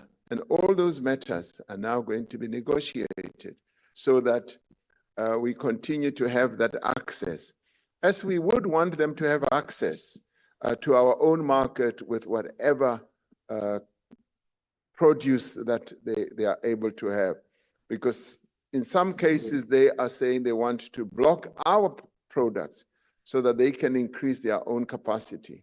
They are much smaller populations, and in no time, they should be able to produce their own, and they will need a market, and we should be their market. So all these challenges, Honorable Trollip, are matters that are on our radar screen. They are matters that are going to be addressed, and I would even encourage that our parliamentary committees that are seized with matters such as these should increase the tempo of their attention so that at the government level we are able to focus on what is important. Agriculture can and will be a great job creator, and we need to focus on all those subsectors of agriculture that can be good job creators, that can lead to development and the continued entry of Black emerging farmers into agriculture, into various sectors. I should say that that is continuing to happen, but we need to hasten that pace. And you say that there hasn't been much progress. We need to hasten that, but in a number of subsectors of agriculture, it is beginning to happen. We're seeing more and more activity. And I've just been hugely impressed by seeing how many citrus farmers, how many Black farmers are now in the citrus industry. And in the citrus industry where they are actually exporting as well. In the sugar industry, we're dealing with a lot of small-scale farmers, particularly in places like KZN and Mpumalanga. So these are small-scale farmers that continue needing assistance and support. And we need to spread that more to get into grains, to get into maize. In livestock, there's a plethora of emerging Black farmers who are in livestock. So we do need to get into the other niche areas where Black farmers can participate well. Thank you, Honorable Deputy Speaker. Question number 5 has been asked by the Honorable Malema. The question is about a promise to build houses in Alexandra.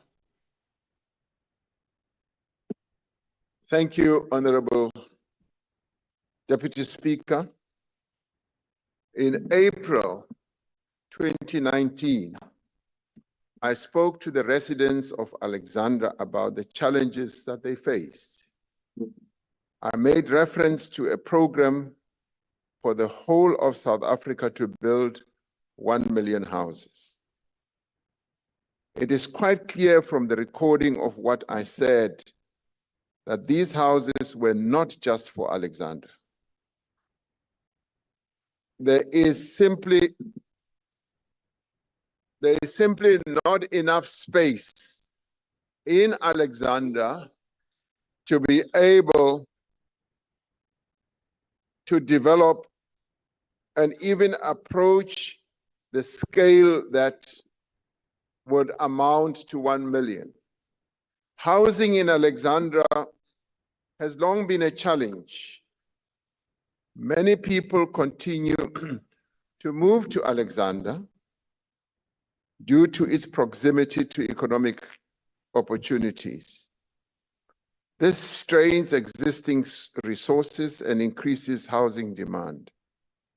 There is lack of available land for development in and around Alexandra itself. This is made worse by the land invasions and the growth of informal settlements. Under these conditions, the different spheres of government are working together to address the housing challenges in Alexandra. Plans are underway to build approximately 40,000 houses in Frankenwald and in Linksfield, benefiting the residents in the area and others in Alexandra. One of the urgent tasks is to relocate approximately 8,000 households who are in the flood lines or plains of the GHC River.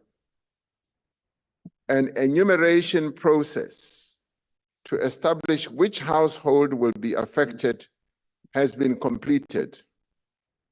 Various land parcels have been identified for relocation. Studies on the suitability of the land have been completed on secured land portions. One project that is known as the Linksfield development has secured township proclamations for a proposed 10,000 units. The costing and engineering approvals have been obtained.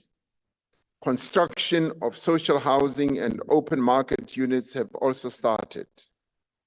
Another project, the Frankenwald development, is currently in the township proclamation phase, and it is projected to yield 30,000 units. The government is actively working to unblock and complete various stalled housing projects in Alexandra. Progress has been made on projects like Helen Joseph Hostel and Kwanobuhle Hostel, which with designs, approvals, and beneficiary administration processes that are underway. The City of Johannesburg has obtained an evacuation order to relocate households in flood-prone areas. Environmental assessments are underway to identify affected households, and efforts are being made to secure land for relocation. Units have been constructed in other smaller projects like the Marlborough Gardens, the Marlborough 2nd Avenue, and Madala Hostel. The specific challenges in Alexandra create a complex environment for housing development. These challenges require a multifaceted approach as well as collaboration between various stakeholders to overcome them. Now, progress is being made, and government remains committed to delivering housing solutions and improving the living conditions under which our people live in Alexandra. I thank you, Honorable Deputy Speaker. Before I give the Honourable Malema the opportunity to do the first supplementary question, there has been a request from members in the House that please make sure that if on your devices where you listen to the interpreting, if you're not using it, please tone down the volume because we can hear the sound the whole time. That is a request from members in the chamber. So the first supplementary question will then be asked by the Honourable Malema. Thank you very much, Deputy Speaker. I can see those guys who are working on your eyes are doing a good job because there is some improvement. President, it is leadership to admit when you have made a mistake. You can't come here and say you never promised the people of Alexandra 1 million houses. You said so. You said you are going to build 1 million houses for the people of Alexandra. And knowing you being a legally trained person, like you said, You are not an illiterate who just speaks without knowing what he's speaking about. And being a president, before you take a stage, your back office would have given you the necessary information which is relevant to this place where you are. So it is important that today you admit that you made a mistake, because those people are dying. Some of them stayed at Stweetla, and as a result, that land is not for human settlement. And when you created that impression, a lot of expectation was made. We're dealing with human beings here who've got feelings. And when a president speaks, they've got their expectation, high, because they know it's not a lesser authority speaking. Our fighter was killed, Moshe Mphatlele, in Alexander, fighting for people to occupy the containers, rightful people to occupy the containers. Because of that daily struggle of housing in Alex, now we've lost our honorary commissar during the battle for occupation of these containers. In his honor, and in the honor of the poorest, people who are sleeping with the rats, people who are staying in places where there is no proper sanitation and water, in their honor, I think it is a correct thing to say, I'm sorry, I've made a miscalculation, and I said 1 million houses instead of 40,000 houses. Because to say you have not said it, you are now becoming a professional politician who can just say this today and turn against it tomorrow, and it's business as usual. So Honorable with Baleka, little you have resource to left, conclude. with the little numbers that you have now, maybe this will help you to regain some confidence. Alexander, thank you. The Honorable the President.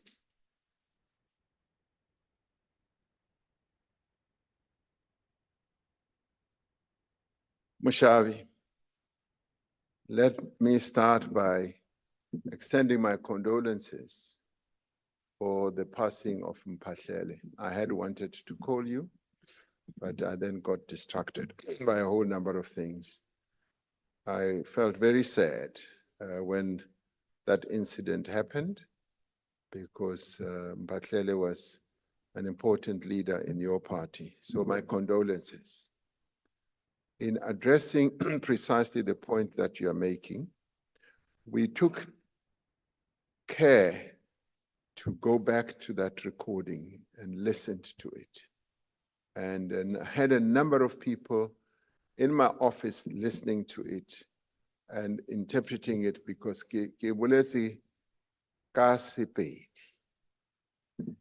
ka bolela, and to the extent, Honorable Malema, that it created this impression that I said 1 million houses for Alexander, which objectively would not be possible anyway, because we just don't have the land there to build the 1 million houses.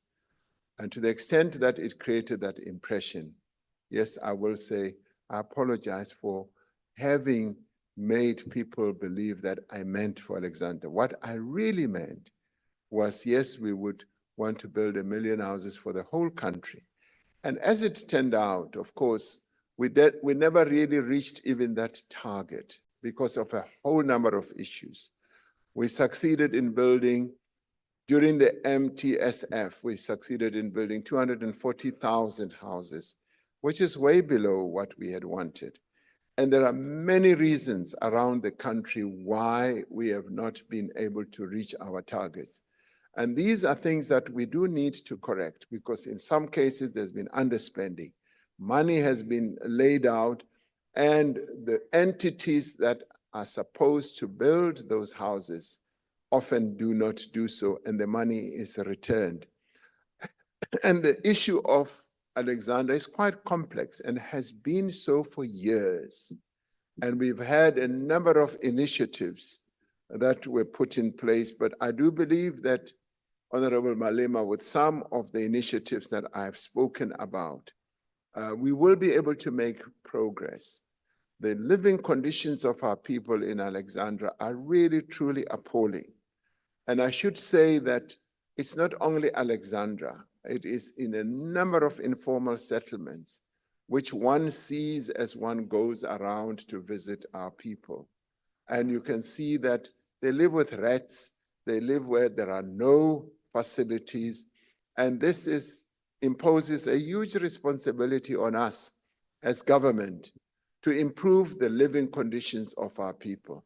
This is precisely what we are committed to doing as the 7th administration, and we will work day in and day out to make sure that we give our people living conditions that are conducive to the living of human beings. So we will be focusing on that. But thank you very much for having raised the issue of the living conditions of the people of Alexandra. I take it seriously, and I'm glad that you also take it seriously. Thank you very much indeed.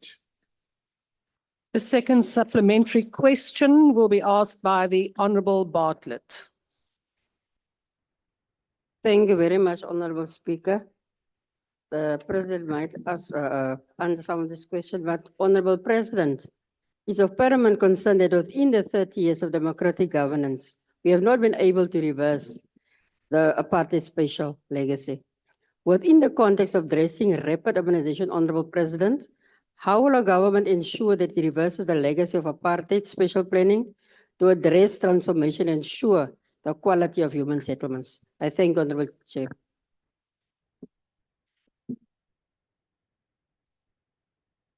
Honourable the President. Thank you. Honourable Deputy Speaker, thank you. It is true, something that we must admit, that we have not in the 30 years been able to change the apartheid-initiated social engineering when it comes to spatial architecture of our country. The poor people continue to live outside and on the periphery of cities, and the richer ones live near the cities or in the cities. And this is something that we should have focused attention on to ensure that the poorer people are able to live near where they work, where there are economic facilities and infrastructure. Instead, we've just imposed more and more financial burdens on them because as they travel to where they work, they spend up to 30, 40, even 50% of their income on travel.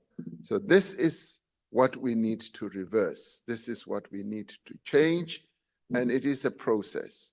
And it really also revolves around the powers and the ability of our local government to be able to focus on changing the spatial development of our country, to reconfigure it away from the apartheid architecture that was put in place.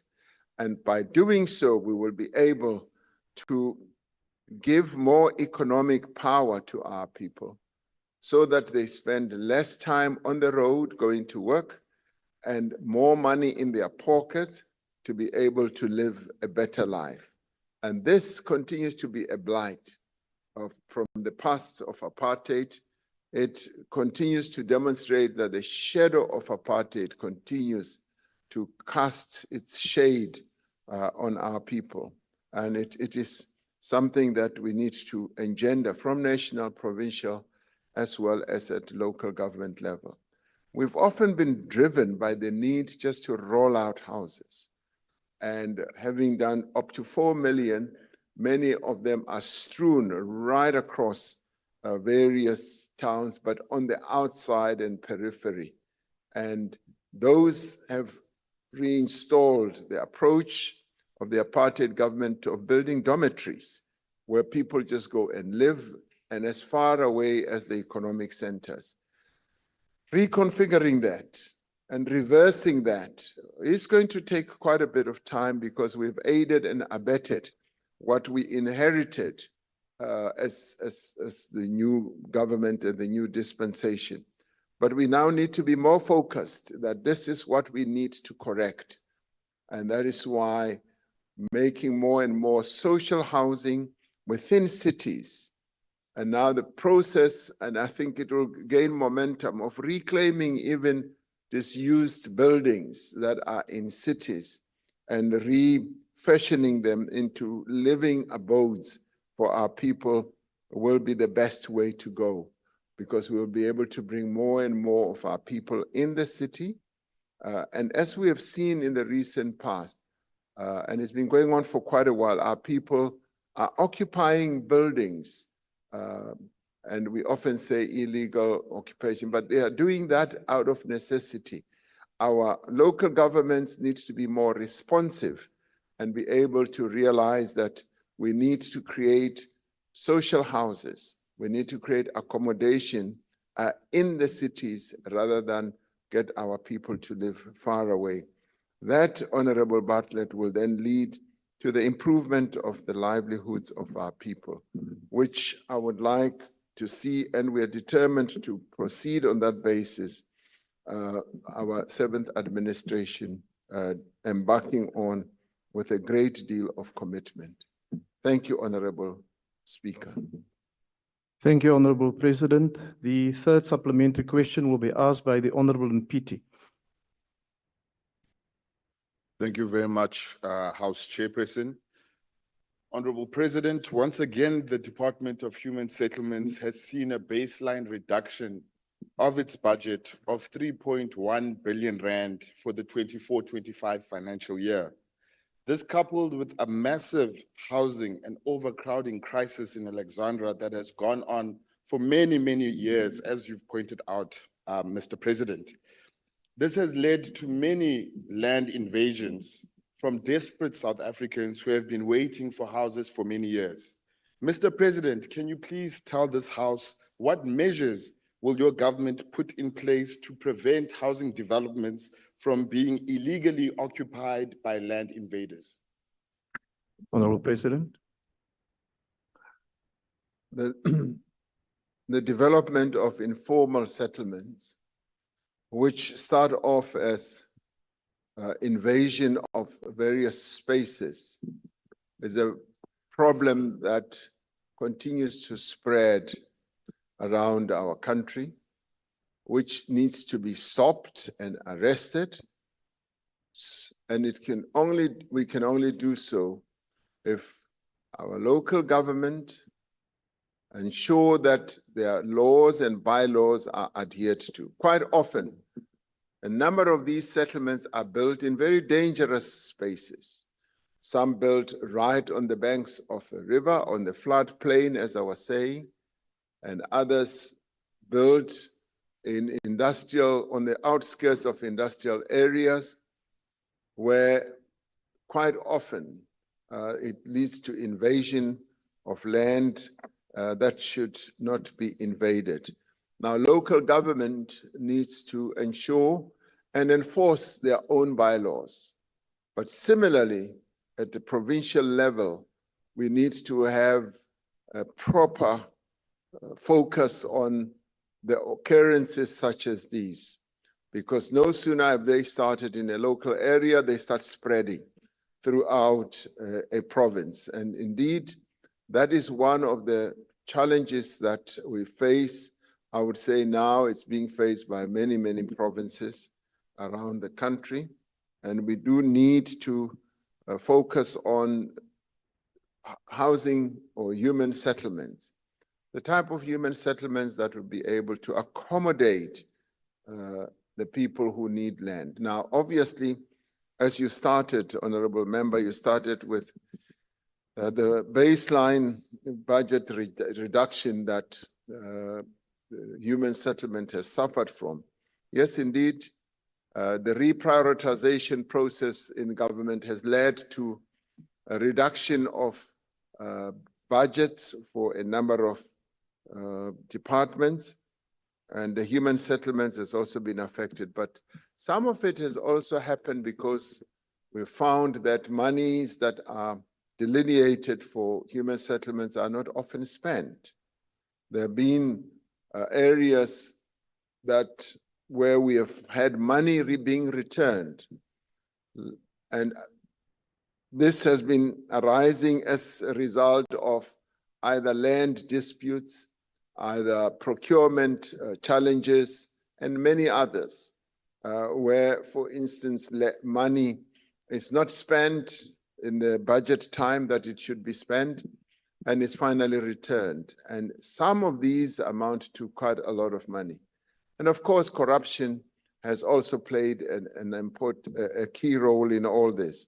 So the multiplicity of challenges and problems need to be addressed, and they will be addressed, because we need to focus on a program of reducing informal settlements, and also focus on reducing land invasions. Land invasions that often take place in land that is owned by other people or other state entities, and that needs to come to a stop.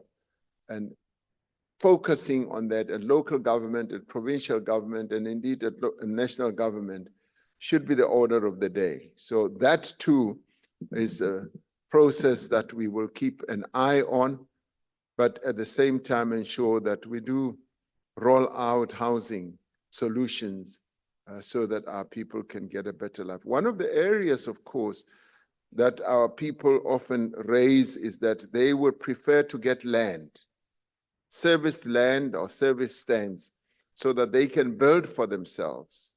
And our new approach is now becoming more and more responsive to that, so that we are able to make allocations of land that is serviced, so that those who want to build will also be able to take up the opportunity.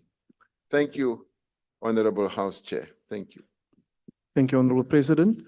The last supplementary question will be asked by the Honorable F. Adams. Is the Honorable Member on the platform? Seems as if the Honorable Member is not on the platform. We'll proceed then to the last question for today that has been asked by the Honorable Khadebe. The question, Honorable Members, is about combating illicit trade and illegal substances between South Africa and Angola. The Honorable President. Honorable House Chair, His Excellency President João Lourenço of the Republic of Angola has accepted my invitation to undertake a state visit to South Africa later this year. The objective of the visit is to further strengthen cooperation between our two countries in various areas, political, economic, security, and social areas as well.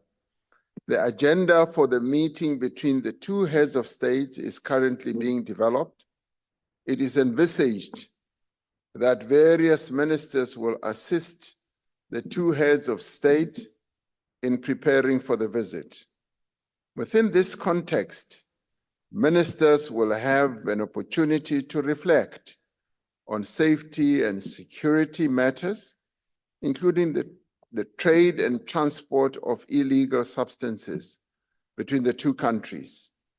They would then be able to present a report and recommendations to the heads of state during President Lourenço's state visit to South Africa later this year in December. I thank you, Honorable House Chair. Thank you, Honorable President. The Honorable Adebe. Thank you, Honorable Chairperson. Your Excellency, recognizing the gravity of illicit trade and the illegal circulation of substances and the importance of regional relationship, intervention is needed to address and combat these issues effectively, with Angola being a transition country for many illicit trade activities and illegal substances, and South Africa being a key role player in these illicit activities. I would like to know whether there are any ongoing discussions regarding the enhancement of collaboration between Angola and South Africa's intelligence services to address illicit trade and illegal substance networks and the trading and the tracking of syndicates. I thank you. Thank you, Honorable President. Thank you, Honorable House Chair. I'd like to assure Honorable Hadebe that The answer is yes. We are collaborating at a deep level on a number of issues, including on matters that have to do with intelligence, to be able to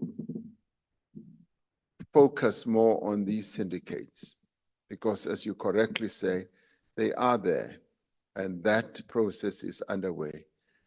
It is going to reach, as I said in my earlier head answer, it's going to reach a very important high point during the state visit, because our ministers, as I said, will be able to have processed these things and will have been able to deal with the real factual situation, which will then be underpinned by the agreements that we are going to have, that will establish a system and processes that will enable us to deal with these matters more effectively. So yes is the answer to your question. Thank you, Honorable House Chair. Thank you, Honorable President. The next supplementary question will be asked by the Honorable Galeka Mazibuko. Thank you, Honorable House Chair. The AU report on illicit financial flows concludes that the Commission activities are by far the largest contributor to illicit financial flows. Further, that lack of appropriate capacity remains a big challenge in curtailing these illicit flows. Mr. President, what is South Africa doing in strengthening the legislative and institutional capacity to deal with illicit trade? I thank you. The Honorable President.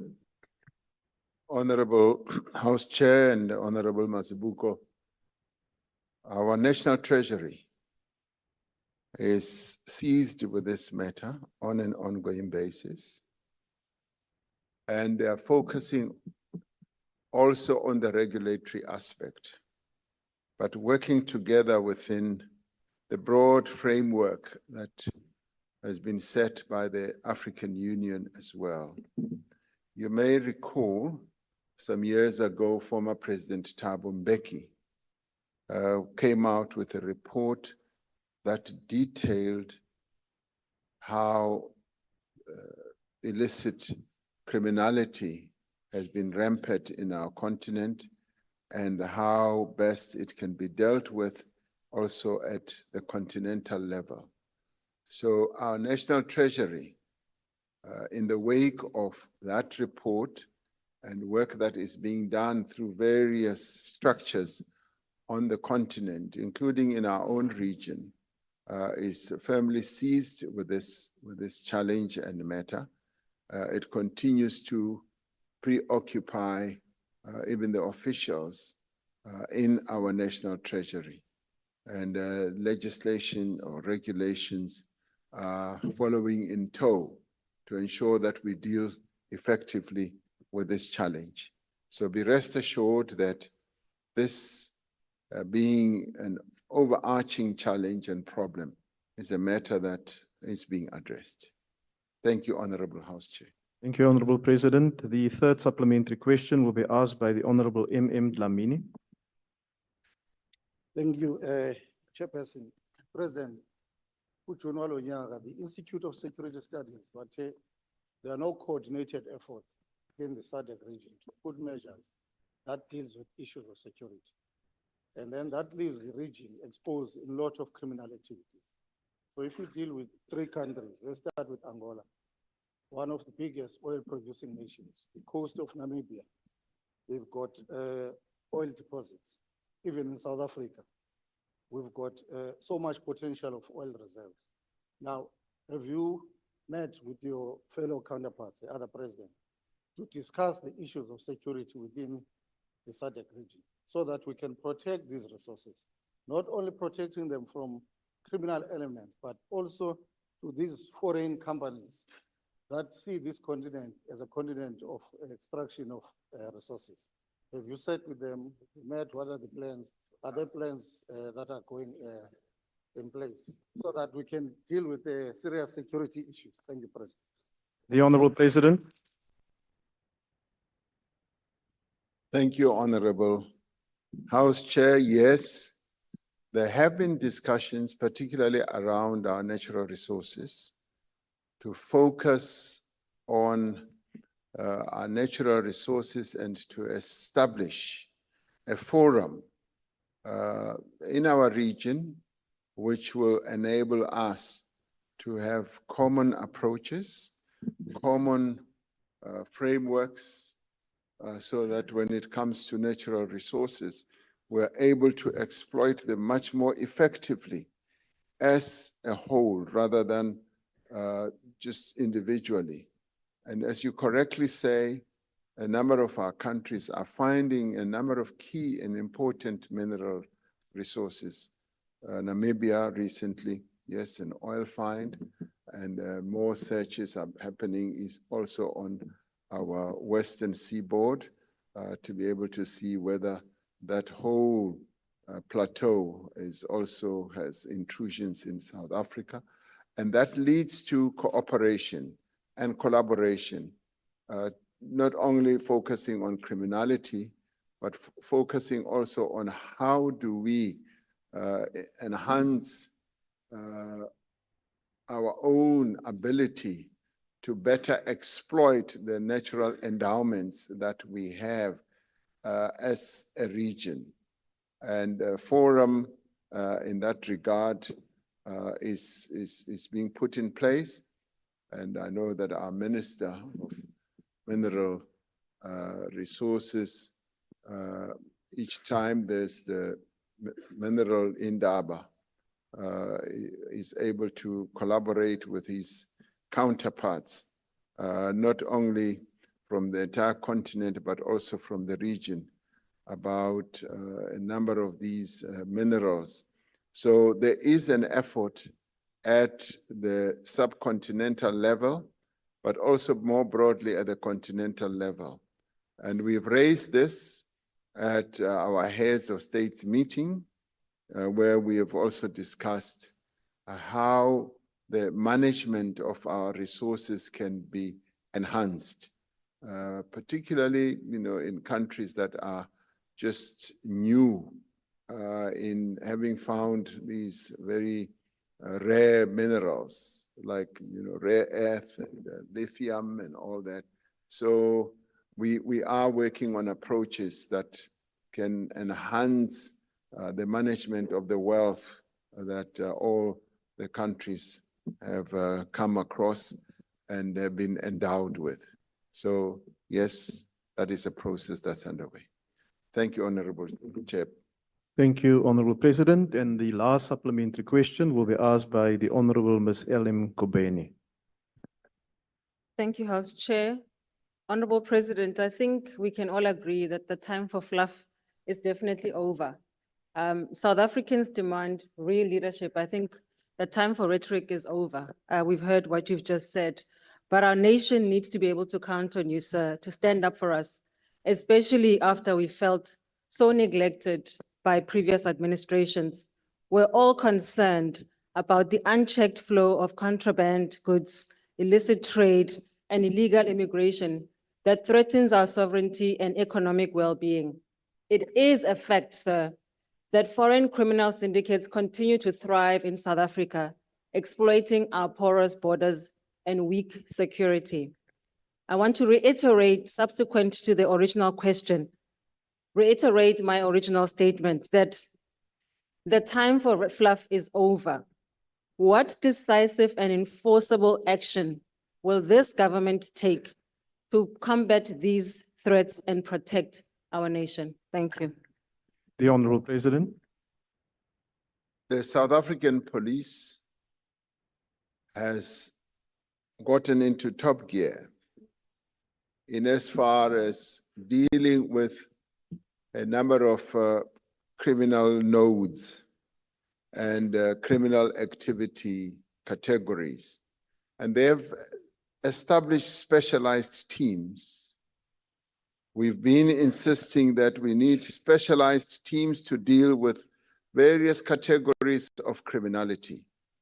And one of those is being able to deal, yes, with illicit contraband, illicit money flows. So those specialized teams have been set up and are going to be even more and more active. Yes, you also raised the issue of illegal migration. Yes, for the longest time, we've had that as a reality.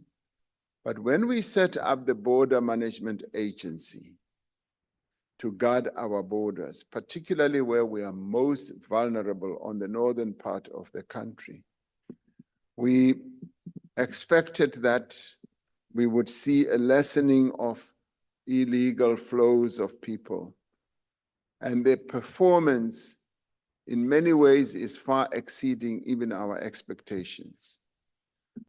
The Border Management Agency was a long time in the making, and we took a bit too long to have it established, but now that it is there, it is aiding and supporting the various other agencies that we have. And we are over time going to see a lessening of the illegal migration that has dogged our country for the longest time. And you say, yes, we should go beyond the fluff, and that is the real action that the Border Management Agency has been able to do. We may well have spoken about it in the past, but now there's real action. The Border Management Agency is doing quite a lot, and they need to continue being supported. I was there as it was launched, and before it was even officially launched, they had already demonstrated their capability and their prowess. And already they are putting together a ring fence around the northern part of the country where we've been most vulnerable. And the police are tightening up and gearing up with regard to their specialized units. And of course, because of the activities of criminality that are so rife in our country, we need more and more specialized units. Now, for the past 3 years, we've recruited more and more police officers into the police, leading up to well over 20,000, almost 30,000. Now, over time, we'd faced a situation where the police numbers were going down and population was going up. And we were paying less attention to this challenge. We now are. And a number of those police officers are now going to be well trained to go into specialized units that are going to do specialized work. For instance, focusing on syndicates. Soon, the Minister of Police will be going around the country focusing more on how best our police services, our security services at local government, at provincial government, and national government can cooperate and work well together, including private security. And he's now going to move around the whole country and go to those nodes that have seen greater or enhanced or increasing criminality. And I do believe that in the 7th administration, we're going to see a number of areas where changes will happen. And this has been in the making, in the preparatory processes in the 6th administration, and it's now going to reach greater fruition in the 7th administration.